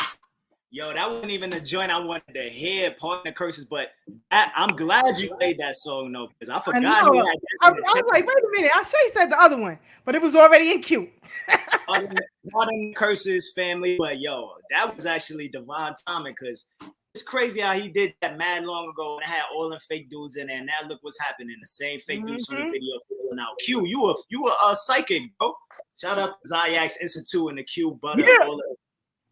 But let's and we knew they was fake for years, though, brother. You think we knew what time it was with them a long time ago. You know what I'm saying? And where that comment Sister Joyce made? Hold on, where that comment she made? Yes, he did. He made hella money coming through UAM. Facts. Yeah. And this is the lady that counted the purse, so she knows exactly what he received. Every other speaker that came through there, right. She can give you the receipt. That's the sad part, because he came through with good information. He had the whole community on his back. We always ran for him. We really believed in him. I don't think none of us or anybody in the audience or in the chat didn't believe what he was saying, because he came through speaking right. So we challenged his behavior, not even his information. Because with the information, he right and exact. But like I said, we could read the same books. That's right. Share this video now, family. Drop some fire emojis in the comment section. We about to bring our guests on. Do us a solid. Share this video now, because we got a great interview about to go down. You know, like we said, we ain't no armchair revolutionaries. We in the street. We dealing with the real people, and we got a local hero. So let's stop doing these conscious celebrity people, and let's start dealing with our local heroes, man. You know what I'm saying? The people that's accessible in the street. So bring our brother and our brother Saccz. Keisha is in the building. Peace, yeah. Peace, goddess. Peace. All right, peace. Yo. My God, peace. What's the word, bro? Tell me, everything's everything. Maintaining, elevating. Yes, sir. Yes, sir. Well, first off, I want to thank you, my brother. You know, it was great to meet you. You hear some feedback, bro. I hear some feedback. Y'all hear that? Yeah, I saw feedback. A little bit of feedback. Just turn it down a little bit. But yeah, bro, it was good to meet you, bro. You know what I mean? So this is brother Saccz. Yeah, we still getting a little feedback. What if it's on my end? Every time I talk, yeah, there you go. Stop now. Yeah, boom. All right, y'all. So we got our brother Saccz in the building. Oh, the joint started again. You got it playing in the background somewhere? No. It's on my MacBook. I'm not sure what's going on. Maybe y'all just turning the volume down because I think it's catching my every time I speak, I hear it. Just turn it down a little bit so it's not too loud. But yeah, Still brother going? Saccz in the building. Nah, that's better, bro. That's good. That's straight. On it. Yeah. So the brother Saccz is in the building. It was a pleasure to meet you, bro. You know, I've been out to the Sedgwick projects in the Bronx. You know what I'm saying? Shout out to the New Black Panther Party and all of the other brothers that was out there that put this event together. They had a gang unification. I'm talking about Bloods, Crips, GDs, even Latin Kings was out. Like all the gangs was out there. People was really pulling up to create a united front and say, this is the warrior class. This is the real warrior class. And we come together now for positivity because we want to get free. And positivity don't always mean flowers and crystals and, you know, shea butter. You know what I'm saying? Positivity can mean busting somebody if it's the right way. But the brothers came together and put on. It was a really good event. And it was just, it was a sight to see. You know, I'm neutral. We are neutral up here. So we really respect, you know, the effort that y'all put in to even just show up. It's very brave to show up and just be who y'all are. So just let the family know who you are, brother, what you do and who you are before we start asking questions. I'm Saccz from Rolling 60 Crips, Queens Fronts to be exact. I played arena football, I played college football. I did everything. So right now I'm doing mentorship, counseling for young brothers and sisters, kings, queens. I do trading. So these are all, you know, different outlets that we can give to our people to, you know, get better. Yeah, I pretty much do it all. I got my own clothing line. It's Death to Ignorance clothing right here. Main face is Dr. Khalid Muhammad. You can check out the website, deathtoignoranceclothing.com. So it's all the flyest, empowering gear that you can find. You know what I'm saying? So yeah, I do it all. Do it all. That's what's up. Yeah, I see you rocking it. You and the brothers that you was with was rocking it hard, man. You know what I'm saying? I do fresh, so I'm definitely gonna pull up. You said, what's the title again? What's the website? The Ignorance Clothing. Death to Ignorance. I don't know if you can see it because the light, but we're gonna put that in the chat room. Death to Ignorance. Yeah, we're gonna put it Death to Ignorance. We're gonna put that in the chat room. So if anybody wants to support the brother and get fly at the same time, you can do that. So cool. Let me ask you, a salute to the brother Captain and all of the other people that you had out there with you, because them seem like some solid, good brothers, man. But yeah, let's get into the tell people first off, what made you join, you know, the organization called the Crips? So it goes way back from when I was 8 years old. So start off, my stepfather, he got shot by the crackers in YPD 43 times. So I had a lot of built up anger within myself. And I didn't really know or understand how to or where to direct that anger towards. But one thing that I always stood on was integrity and principles and morals, even as a child. So I seen a lot of bullying from gang members that was local, and it was the Bloods. The Bloods is outnumbering everybody. So my anger directed to them, because it was always older guys that would, you know, try to test me or something, and I would hold it down. But I'm like, yeah, whatever y'all doing, I'm against that. I seen them bully, I seen them robbing people and everything. So in my mind, I programmed myself to believe that was correct. Understand? So it led on to this age and time, and you know, it's kind of like instilled in me. But a lot of brainwashing and programming got caught up in the midst of that. That's right. Totally understandable, bro. So I want to ask you, how did you come on knowledge, bro? Like knowledge itself, especially being growing up where you grew up, you know, joining a gang, you know, it's a lot of different things you got to do to be in a gang, to have a reputation. We know that matters and things of that nature. But then you do something that's totally on the opposite paradigm. You're doing something that's kind of positive on a revolutionary warrior vibe. What made you get knowledge yourself? Do you remember what it was or when it was? Well, from even before my stepfather got killed by these crackers, because I always wanted revenge on them. But again, I just didn't know how. The easiest targets was my own people. Right. You know what I mean? But I always wanted to be like Malcolm X, Brother Malcolm X. And as I grew older, it became Dr. Khalid Muhammad. So the warrior spirit was always in me. You know what I mean? But like I said, it was just aimed at the wrong people, at my reflections. You know? So from there, everything, it's like a natural, everything is natural for me. Like going out to, I'll let you get to that part. I'll let you tell a story. Yeah, that's a perfect segue, bro. Divine timing, bro. Because I'm about to share this picture right here. Wait, So, before you move on, I just want to let everybody know that the website is in the chat. It's scrolling across the bottom. For those of you who want to get the clothing, you can definitely check it out. It's scrolling across the bottom as we go through the program. Appreciate that, Quinn. Yeah, I'm definitely gonna get fresh one time. I can't have you starting on me like how you. This is the alternate website that's scrolling at the bottom. You can also type in death to ignorance. Death to ignorance. Like we killing all ignorance. Death to ignoranceclothing.com. It's gonna come up with the same link. Okay.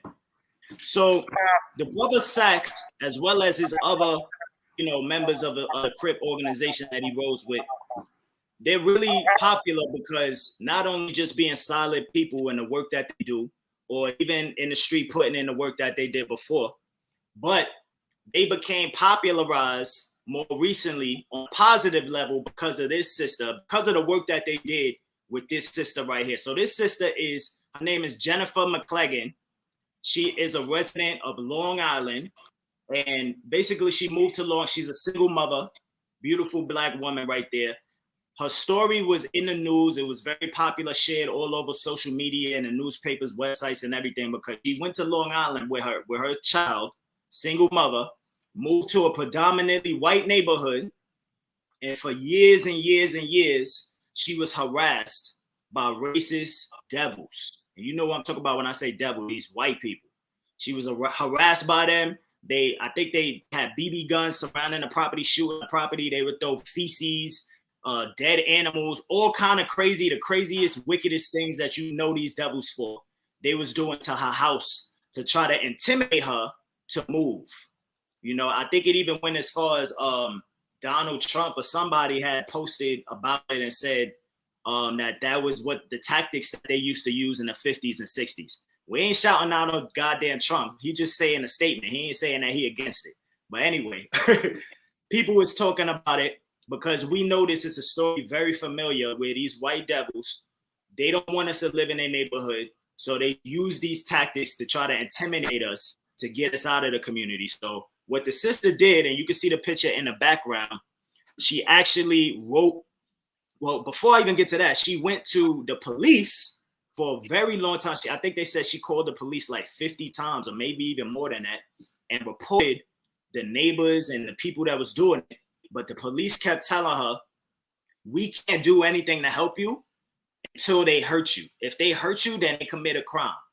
So for right now, we can't do nothing. So it wasn't until she put this sign, she wrote this sign to tell exactly what's happening to her.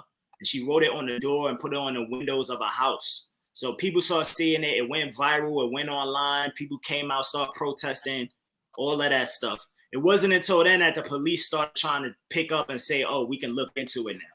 So it had to go viral first. But the Black community, our brother Saccz and all of his other Crip members, they took it upon themselves to go out there and actually hold this sister down. They went out there, posted up, made sure the space was safe. you know, and I'm gonna let you get into more detail with that, brother. But I just wanted to give our audience a background story to what happened. You could look this article up. Her name is Jennifer McLeggan, and yeah, it's time and time again these stories happen, brother. So tell the people, how did you hear about you know, this story with the sister Jennifer? When I first heard about it, I was because I'm not usually too in depth unless I'm sharing, you know, some uplifting, positive information. I'm not too on social media, but when I opened my social media, first thing there was a Pan-African page that I follow. They posted the sister. They posted this, and I seen the first thing I seen was Long Island. I'm like, hold on, Long Island, what? Long Island, New York? Oh yeah. So immediately I just got enraged because the only thing that ever disturbed me more than seeing an opposing gang member, which is my brother, was something happening to our people. So my blood just started boiling from there. But I just shot over there. I did some research. Actually, I did some research try to find where the address was. Went on Twitter. I seen, shout out to the brother Flo, because he was what you like to call a civilian or neutral or whatever, but he's a brother. He was out there posted before I was. I mean, but once I got the address, I had to, because nobody posted the address at the time. So I looked at a news article and I had to do my homework, same way I do homework on, you know, the enemy. Looked at the intersecting addresses, the streets, and I pulled up over there. I hit the homies up. I'm like, yeah, it's mandatory. You know what I'm saying, or it's gonna be discipline. You know what I'm saying, if I come to find out that y'all not doing nothing, or y'all just dismissing this mission right here, which is a real mission and not the self-destruct missions, yeah, it's gonna be a problem. So we all rallied up and we pulled up over there and we was front line from there. Yo, that's powerful right there, brother. I love hearing that, man. You know, you answered my next question because I was going to ask how hard was it to talk, you know, these other members into coming, because like the reason we ask these kind of questions is because we want to promote this. Like we want more people and more gang members and things of that nature to start doing this. So you already answered, you know, you told them it was mandatory. And so the next question, since they know it was mandatory, what was the vibe like after they actually got there, these other Crip members, and they was doing something positive? Because in the picture, I saw the picture and I'm gonna share it. The Crip members that you had out there, they had their black fists up, and it looked like it was a great, you know, occasion. So what was that experience like being out there? So first off, I'll start off with my clique, is because I can't speak as Crips as a whole, as if we all on the same timing, because of course we definitely got a lot of self-destructive brothers out here. But my clique alone, being that I'm, you know, the head of my clique, everything that I stand on, principles, morals, integrity, just, you know, discipline, respect, everything that I stand on, that trickles down to them as well. So protecting the black women, that's always been written in stone. But I told them, like, yeah, it's time. So it wasn't nothing new to them. It was just like, yeah, it's time. You know what I'm saying? Because we always handle things on an individual basis. But getting there, they was real excited. Everybody, it wasn't like a lot of hesitations, unless, you know, the homies was out of state or from, like, they wasn't around, they wasn't close to where we were at the time. But yeah, it was, when we got there, it was business time for certain. Like, they knew the mission. They knew the mission. So, and she, yo, that's real powerful. Man. That's real powerful, bro. So I got some more questions, but I want to ask my guests. So my big bro, my big sis, Tandy, y'all got any other questions before I ask? We continue the interview. I just wanted to play the clip for those who don't remember what took place with the sister Jennifer McLeggan. So I'm gonna cue that up real quick just to give y'all, you know, a reminder of what's. All right. So before you, okay, you got it. Hi everybody, my name is Jennifer McLeggan, and I wanted to read the speech that I prepared. Bear with me, please.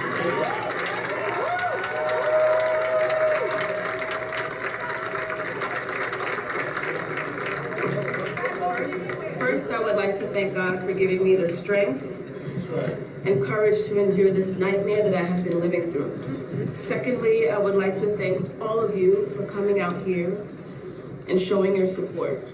I can't begin to tell you how alone I felt as a single mom, new homeowner, and registered nurse while facing years of harassment living at home. By being here, you make me feel that finally I'm not alone and that maybe I can feel safe. I have worked very hard in trying to obtain what they call the American dream. I've worked very hard to become a registered nurse. Sorry, I like to ride on big dick. I traveled about 3 or 4 hours on public transportation, leaving my home at 4 a.m. to make it to 7 a.m. clinicals. I worked giving out medications to AIDS patients, flu shots to MTA workers, and long nights in nursing homes all over Queens. To all those saying that I should just move out, I have to explain to you that I was born in Queens, New York. I spent my entire life renting rooms and apartments. I wanted to be a homeowner and I found a great foreclosure to buy. I was pregnant and I wanted for my baby to never have to live in anyone's apartment.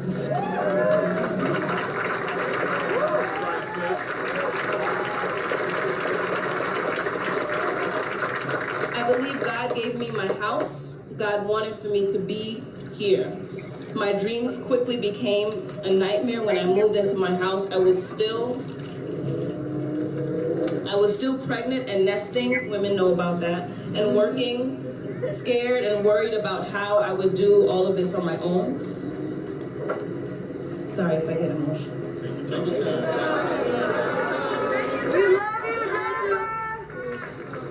I worked. We're with you. We're with you. We are with you. I worked up until delivery and went back to work 2 days later. I had to because I had the mortgage and my house needed oil. I was living in hell at one time and problems with the house just almost broke me down. My boiler broke, the ceiling had a leak, the windows had cracks, and the yard was a mess. I thought I would be okay until spring, but the Valley Stream Code enforcement lived harassment. Right, yeah. So you see what was going on. I just wanted to give a reminder to everybody when that took place. I didn't want to go deep into it because it just get me pissed off again. But I just commend you, brothers, along with others, and shout out to 100 Blacks in law enforcement.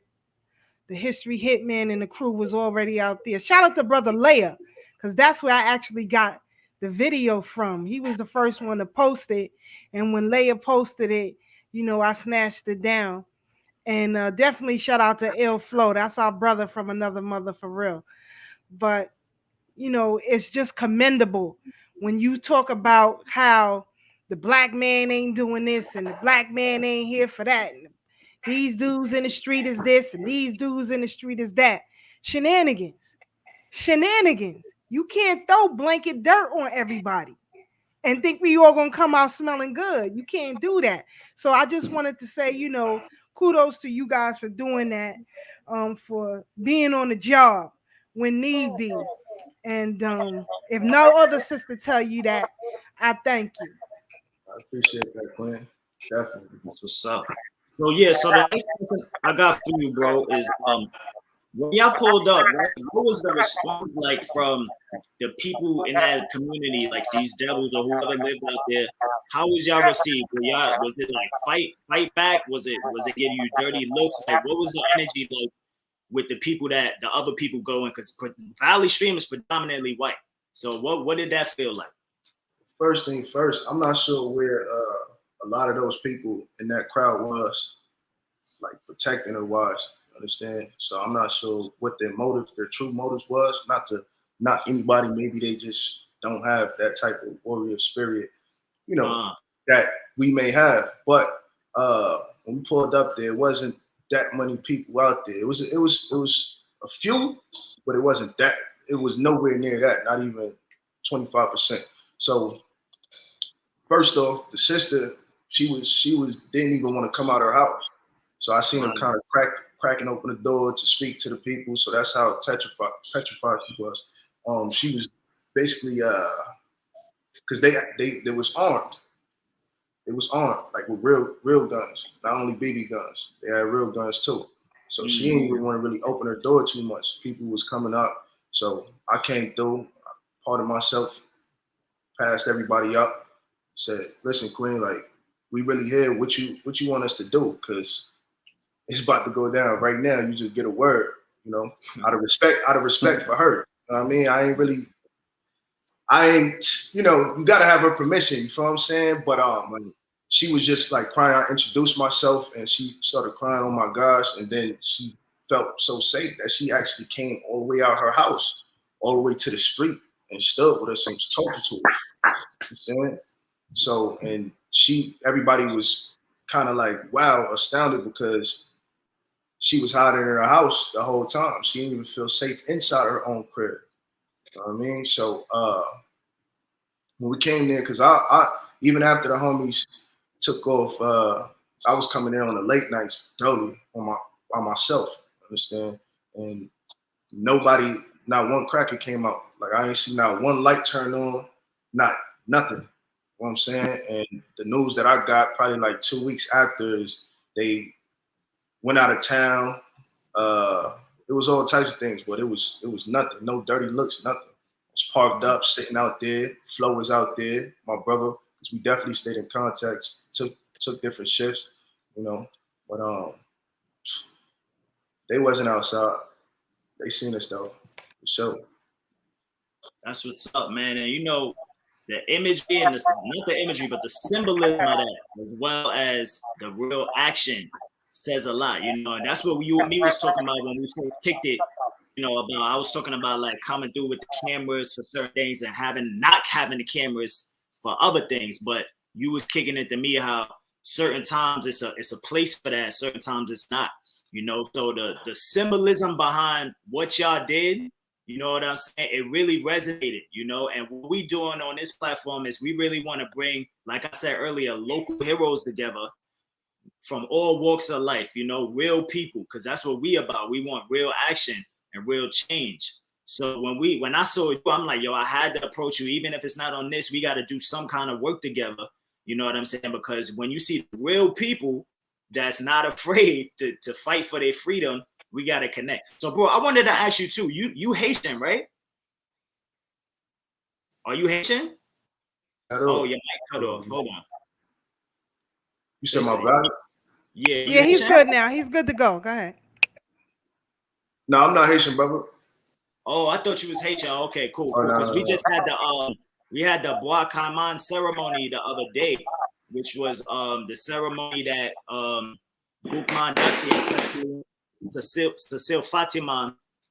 That was a ceremony that they had in Haiti, and that kicked off the Haitian Revolution. Like a whole bunch of enslaved people there came together and they unified and said, look, this is what we're going to do. And a few days after that, they went and they burned down hundreds of plantations and killed hundreds of slave masters. And that's how Haiti became free. So that's I was bringing that up, because August specifically, they call it Black August. It's a holiday that was created by, you know, a whole bunch of prison inmates, most famously George Jackson from the Black Panthers. You know, so this whole month of August is just a real holy month for us. A lot of very powerful things. Like this weekend, I believe, is Nat Turner's Rebellion. You know what I'm saying? So in the spirit of that, we just talking about like how ways that other people can actually get active. And what you did with your whole clique, like that's testament of not sitting on your armchair, actually getting up and saying, look, I don't need this amount of followers. I don't need all the celebrities. I'm going to get up and make some change effective. You know what I'm saying? Because that's what we're here for. So with that being said, because I met you at the gang summit, I want to ask you, as far as gangs go, right? Because I'm an outsider. You schooling us on this. Like, do you think that it's possible? And if so, how can we encourage more gang members to start thinking in a revolutionary state where we are not banging on each other, but we really banging on the true enemy? Is it possible, bro? And how can we do that? How can we encourage that? I would say it's definitely possible for the most part. Of course, I believe we have so we have a lot of brothers that is, unfortunately, they came so far away from themselves that it'd be hard to turn back, especially in the circumstance, because a lot of things is situational and circumstantial, because just the environment that they're in, they don't really have any other options. So when it look like they're just into stupidity or they just don't really care about nothing, like that's the environment that molded them to be that way. But the first thing first would be removing them from whatever environment. It may sound cliche, but that's definitely powerful, because I've been in all different types of states. So I met all different kinds of people.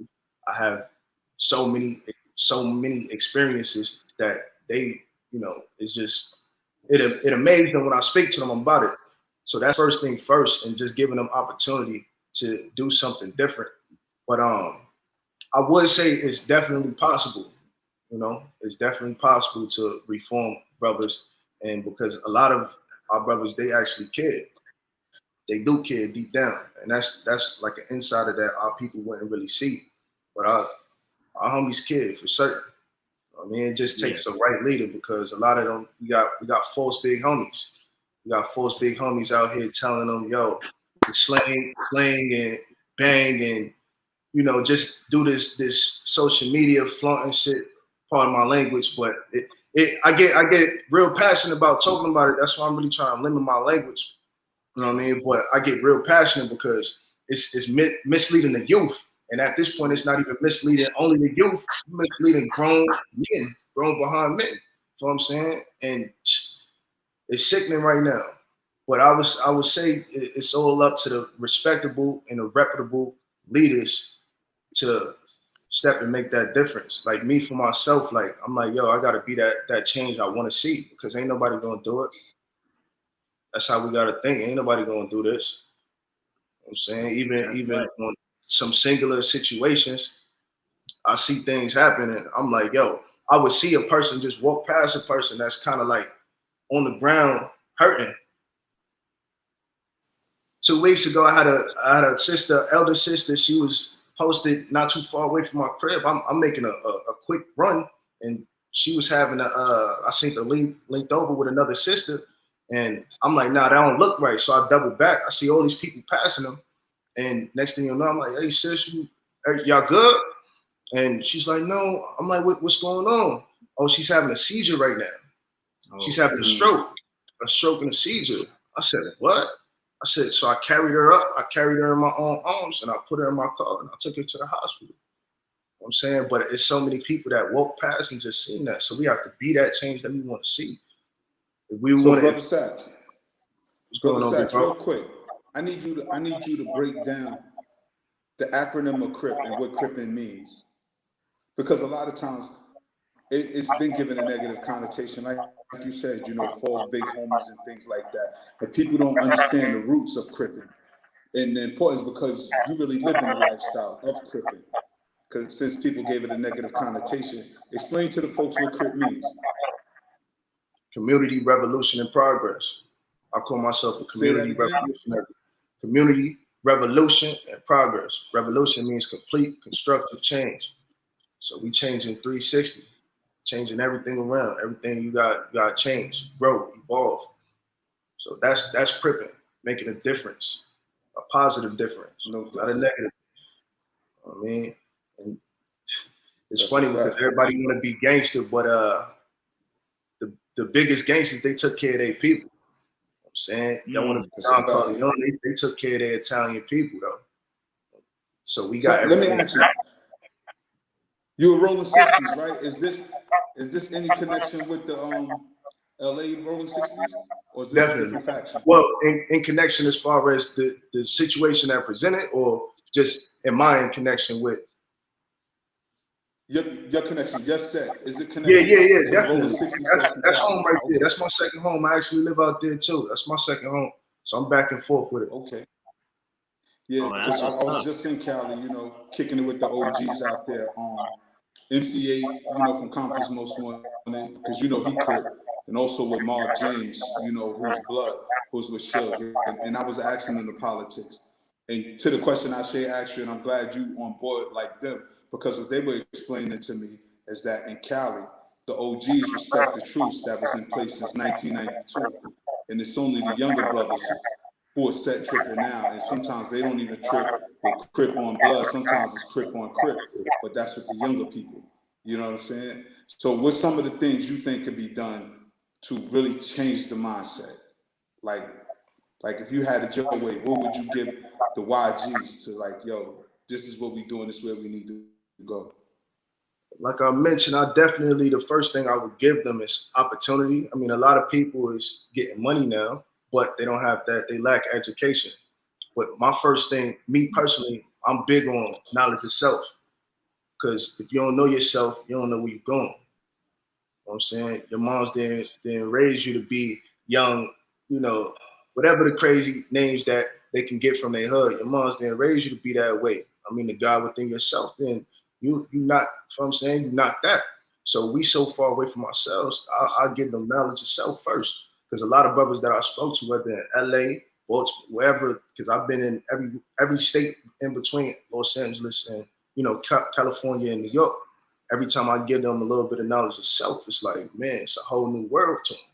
And it excites them because they never notice about themselves. They always thought so low about themselves. So I would definitely start there, because you can't love your brother if you don't love yourself. You know what I mean? Fact. What book would you recommend that they read to get them on the right track? One more time? What's a book you give the young brothers to read?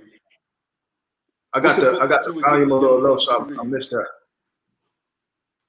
What's a book that you would recommend for the young brothers to read to get them on the right track? Oh, I got a few of them right here. Hold on. Give me 3 real quick.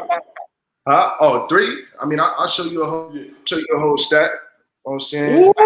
Self-hatred, you got know thyself, you got from niggas to gods. Niggas to gods, that's most urban. Like, you can definitely relate to that. Yeah. ISIS papers, that's gonna tell you all I about see it. you got 1 and 2. You got the book of college, that's gonna tell you. He's gonna give you the whole rundown. Yeah. But yeah, I got pretty much a lot of books that I would give, but the first one I would definitely recommend that, because not to say dumb it down, that's, you know, for the lack of better terms, is dumb it down is Niggas to Gods, from Niggas to Gods. And that'll break it down perfect for our urban youth and brothers that, you know, is new to reading and things like that, because he says a lot of things that, and words that we can relate to. But it's like a strike to the head when you read that book. You know what I'm saying? So from Niggas to Gods, that's a good one. No doubt. No doubt. Bro, you had the stack. You need to do the cell phone stack like they do with the money. You got it with the books right here. Like, Death to Ignorance Clothing and Saccz _ it's up there already. And I got the bandana. We ain't all, you know, it's Death to Ignorance for certain. Yeah, they're looking fresh right there. Woo!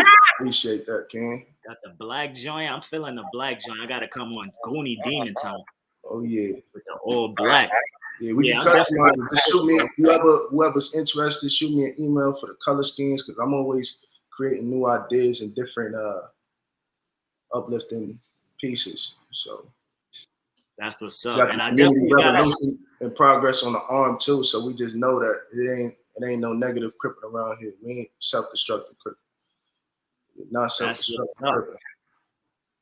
And I just want to say, you know, we got to take our hat off as well and salute the other Crip, the famous Crip, Nipsey Hussle. So are we talking about Black August? There's so many powerful things that happen in the month of August, family. Nipsey Hussle's birthday just passed. It was the 15th.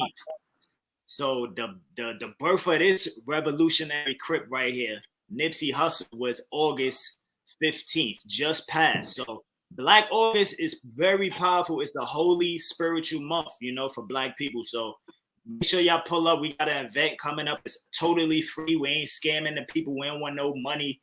Totally free event that's happening this Sunday. We're going to talk about all that. But your stuff is fire. So we got a couple minutes left, bro. And I want to definitely give you a little bit of time to say whatever you want, you know, present your message and how we could support and follow you. But another question that I have, right? I want to ask you, because we practical up here, bro. And we don't really like talking to the choir. You know what I'm saying? Like, you get with a community or the quote unquote conscious community, you talking to the choir, you know what I'm saying? Like, people it's the same thing, you know. But the real people is out in the street, and that's the people you got to get to if you really want to change the world, you know. So in all practicality, bro, when it come to gangs, because we dealing with you a revolutionary Crip. And when I was out there, I was saying that's a beautiful event in Sedgwick houses, bro, with all of them gang members from different gangs, you know, that came together on positive revolutionary vibe. But in all reality, bro, it's a lot. Like you said, it's self-destructive brothers and sisters that's out there. In all reality, we was talking to the conscious gang members. You know what I'm saying? So in your opinion, bro, because right now in Brooklyn, like, it's crazy. You got what they call the Wolves versus the Chos. And that's the Wolves, it's Bloods, Crip, all kind of different gangs versus GDs, and even all kind of the same gangs that's on this side, on that side, they just banging for no reason. You know what I'm saying? What do you think? Do you think it's really possible? I mean, we know in LA it happened. They call truces all the time, bro. But this is a new era with these young boys. They ain't got no OGs like we had OGs. Do you really think a truce can be called, bro, or at least we could come unite? Because I don't know if you're familiar with Ferguson, bro, when Mike Brown happened. They call it the Ferguson riot, but white people, but we call it the uprising, the rebellion. Because in Ferguson, they rebelled against these devils when they killed our young brother Mike Brown. And it was some powerful images in Ferguson where they had the Bloods and the Crips united on the front, and they was burning and banging on this beast. You know what I'm saying? So we want that to go viral, but we understand in all practicality, it's a lot of self-destructive people. And it's also a lot of people that got beefs, real beefs right now. Do you really think a truce could be called, bro? And like, you know what I'm saying? Like, at least with the majority or some, you know, like we gotta really push it. Really, y'all, we can't really do nothing. We just help organize, but y'all are the ones, and the OGs are the ones that gotta really push it. Do you think it's possible to call a truce so we could come together and bang on these devils? So, firstly, I definitely want to give a shout out to Umar that he formed that event, created that event, Free Umar, good brother right there. For me, that was a big step in myself because I haven't, as much as revolution that I taught, I haven't really linked up with opposing gang members from other gangs. That's never been my thing, but I've always been focused on my community. You know, so it was always a contradiction that I was living in. But me, it was some brothers there that already had consciousness and awareness, but a lot of us haven't linked up with one another before. So I feel like the amount of destruction that I've caused, if I'm able to do that, they can definitely do that too. Link up with blood brothers, Latin kings, and things like that. They can definitely gain some knowledge of self and, you know, do it. But everything is like a clout type of thing right now. Everybody want to have a big name. Everybody's abandoning morals, principles, and just they lacking just uniformity or just not even being organized within their own household. You know what I'm saying? But I feel like a definite truce can happen. I kind of think the truce word is a little bit over the top. I would like to say, what's the word I'm looking for? Just living amongst each other. What's the word I'm looking for? We can definitely just live amongst each other. You know, we don't gotta be best friends. We don't gotta go party, hang out, or just, you know what I'm saying? Because we have a lot of history, especially in LA. It's a lot of history that's behind that. We got an opposing gang member that killed a brother's uncle. You know what I'm saying? Right. And it's hard to just shake that off. Like, it's just not happening. But what we can do is live amongst each other and just go. You go your way, I'll go my way. Let's focus on this cracker though. That's killing us and getting away with this shit. Because part of my language, we go put in work on our brother and then we run it. We running from who? These crackers. That's soft to me, homie. That's soft. That should be soft to anybody. You know what I'm saying? So let's focus on this crack and not focus on ourselves. We can definitely do that because each one of these dudes, Wu chose in Brooklyn, you know what I'm saying? They getting indicted by who? And they just defenseless. They put into your honor. Why your brother can't be your honor? Why you can't look at your brother with the highest honor, you know, that you're giving these crackers? So it could definitely be, but like I said, I feel like that knowledge of self, that's first thing first, because it's just not just gonna happen just on some magical timing. You know what I'm saying? but we can definitely live amongst each other without being best friends. Because I know it's a lot of bad blood and bad history. You know. That's right. That's very practical, my brother. Yo, I really, really appreciate you, bro. We got a couple minutes left. Tell the people your closing statement, whatever you want to let our audience know, or how we could support you once again, whatever you got going on, bro. Right now, I do a lot of mentorship, counseling for a lot of brothers, especially in the same space as myself, in the gang space, that need any guidance, play any sports. I do fitness training, the clothing. I assist with pretty much everything. You know what I'm saying? So you could tap in with me. You need somebody even if you just need an ear to talk to, you can go down my page. You can see the type of timing I'm on, type of things I talk about. And, you know, you can take it upon yourself to trust me with it or not. You know what I'm saying? But I'm definitely here for my people. If you got another situation where you got brothers or anybody, crackers, picking on you or anything, we going to come and pull up. So hit me for that too. Like we here to serve. You know what I mean? We here to serve. We did a lot of destruction that's in the past. We here to serve. You know what I'm saying? So just hit me. I'm the people. Like, this is the people's brand. I'm for the people. I ain't just here for myself. Nothing I do is for me. So y'all could definitely rely and count on me. I love it because, you know, I always said, I've been working the mic from behind the scenes. So, brother, don't think your mic is cutting in and off. That's how we control the feedback. So whenever you get ready to speak, I open it back up. But that's a beautiful thing. And I'm glad that you said that, because many times I've always instilled in our young people and older people that if the brothers and sisters in the street ain't cohesive with the community, we all fail. We all lose. And like you said, other people, other ethnic groups out here in the streets, you know, Japanese, Chinese, Russian, Jewish, Italian, whatever. They cohesive with the community. And that's how it works. But we seem to distance ourselves or not quite understand how this game really works. How this game really works. Even if you hustling in the street, guess what? If you taking care of your community gonna take care of you. Ask Madam Stephanie Sinclair how that worked out. You understand? You know, y'all know I love her. But how that work out? Because she was cohesive with the community. It has to work that way. But I'm gonna get off my soapbox and let y'all close out. Yeah, well, my brother, you unmute his mic, right, kid?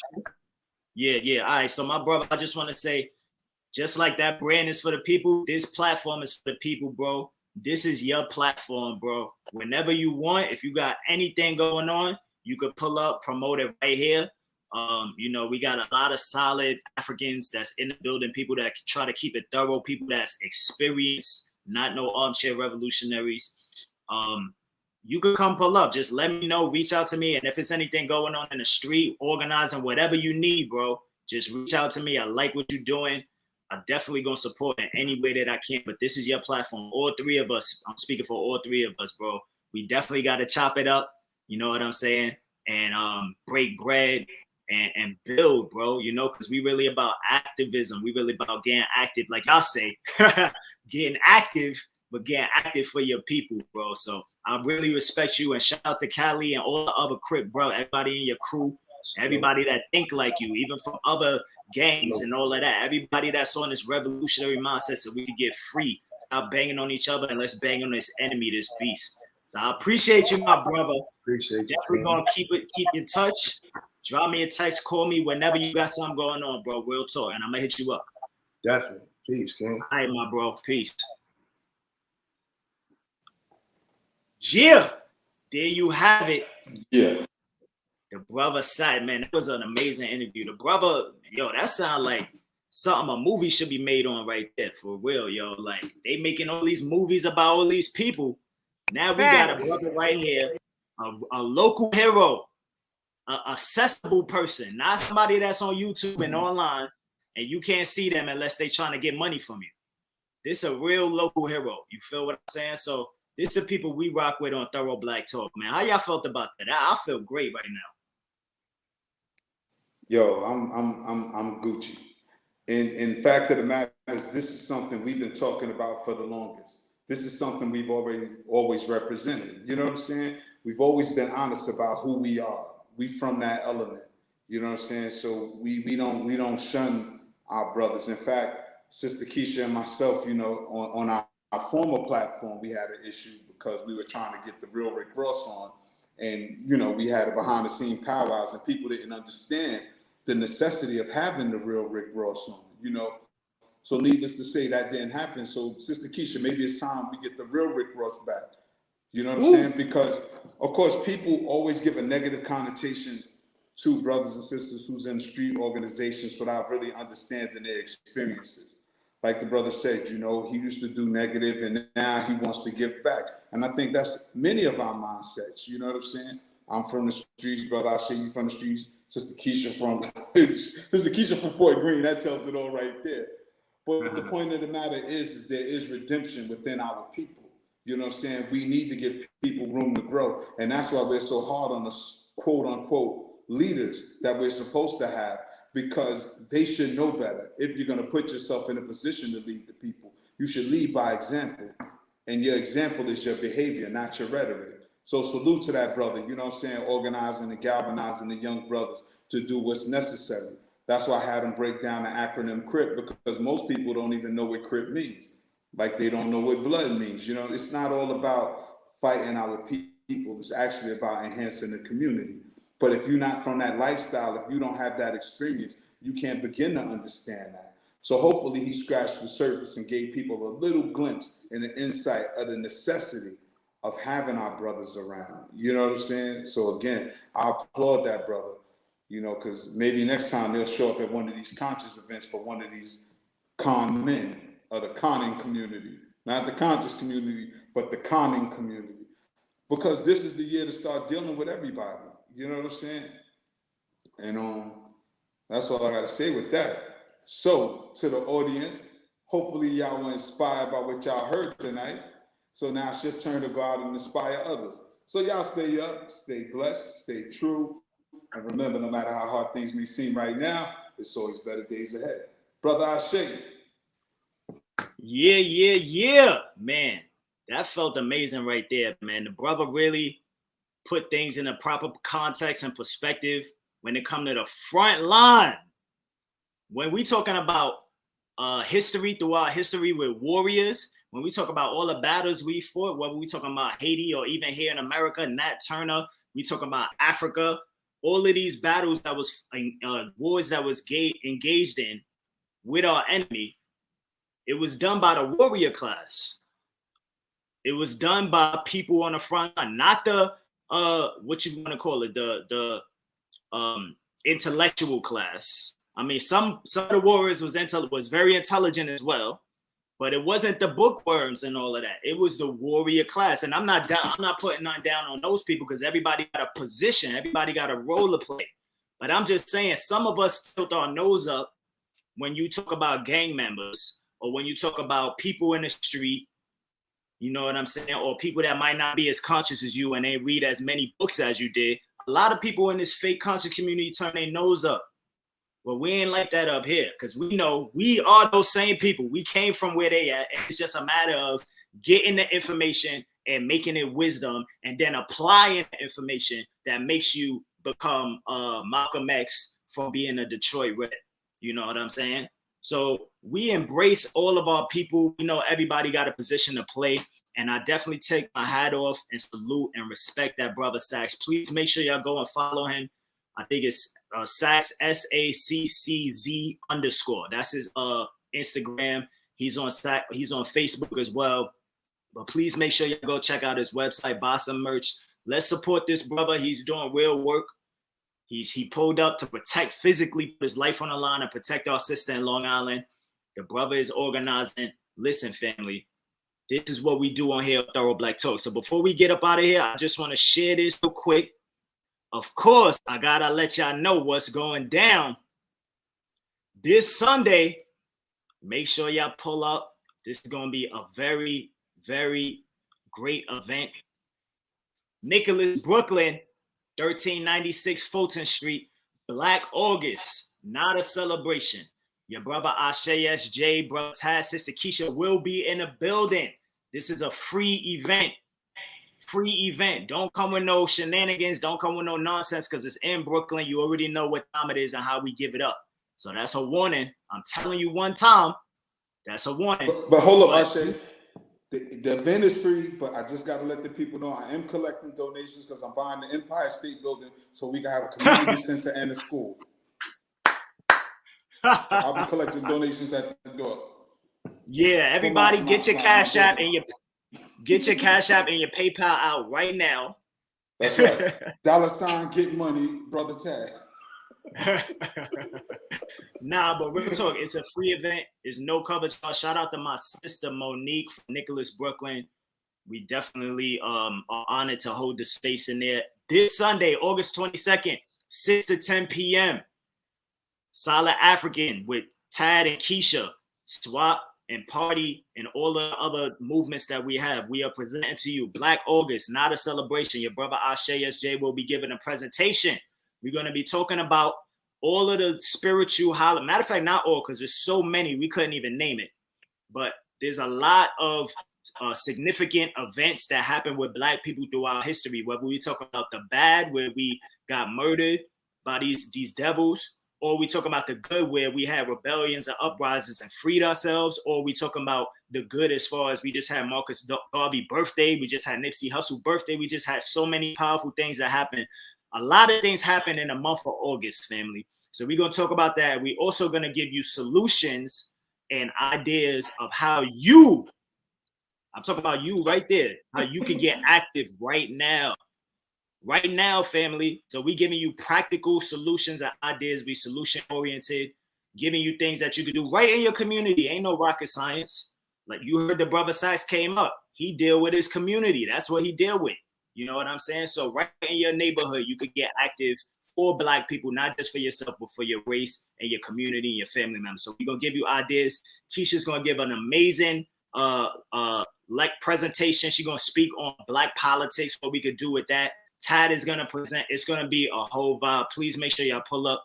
Free event, 1396 Fulton Street, Brooklyn, New York, Nicholas, Brooklyn, this Sunday, 6 to 10 p.m. It's going all the way down. Tell a friend to tell a friend. It's your brother Ashe SJ. Always keep it solid, family. This is Thorough Black Talk. Please make sure you share this video. This is an amazing joint. I really think this is one for the books.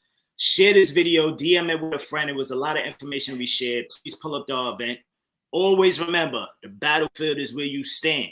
True courage is knowing how to suffer, family. It's your brother Ashe SJ. Keep it thorough. Sister Keisha. Hold on, and don't forget to send your used underwear to Dr. Umar for his birthday. He's accepting used underwear for his birthday. It's still Black August. It's not a celebration, but it's Dr. Umar. I think it's gonna be I think he's fundraising for a thrift store. He's about to do a thrift store. He said the all used underwear. Sister Keisha. Ain't nothing else I can say after that. Just know that we don't play with you. Thorough Black Talk, we will pull up on you. We will pull up on you. So we hope you pull up on Sunday. It's about to go down. Nicholas, Brooklyn. Don't miss it. Don't miss the solutions. We see y'all Sunday. With that being said, I'm out. These two is crazy. Like power.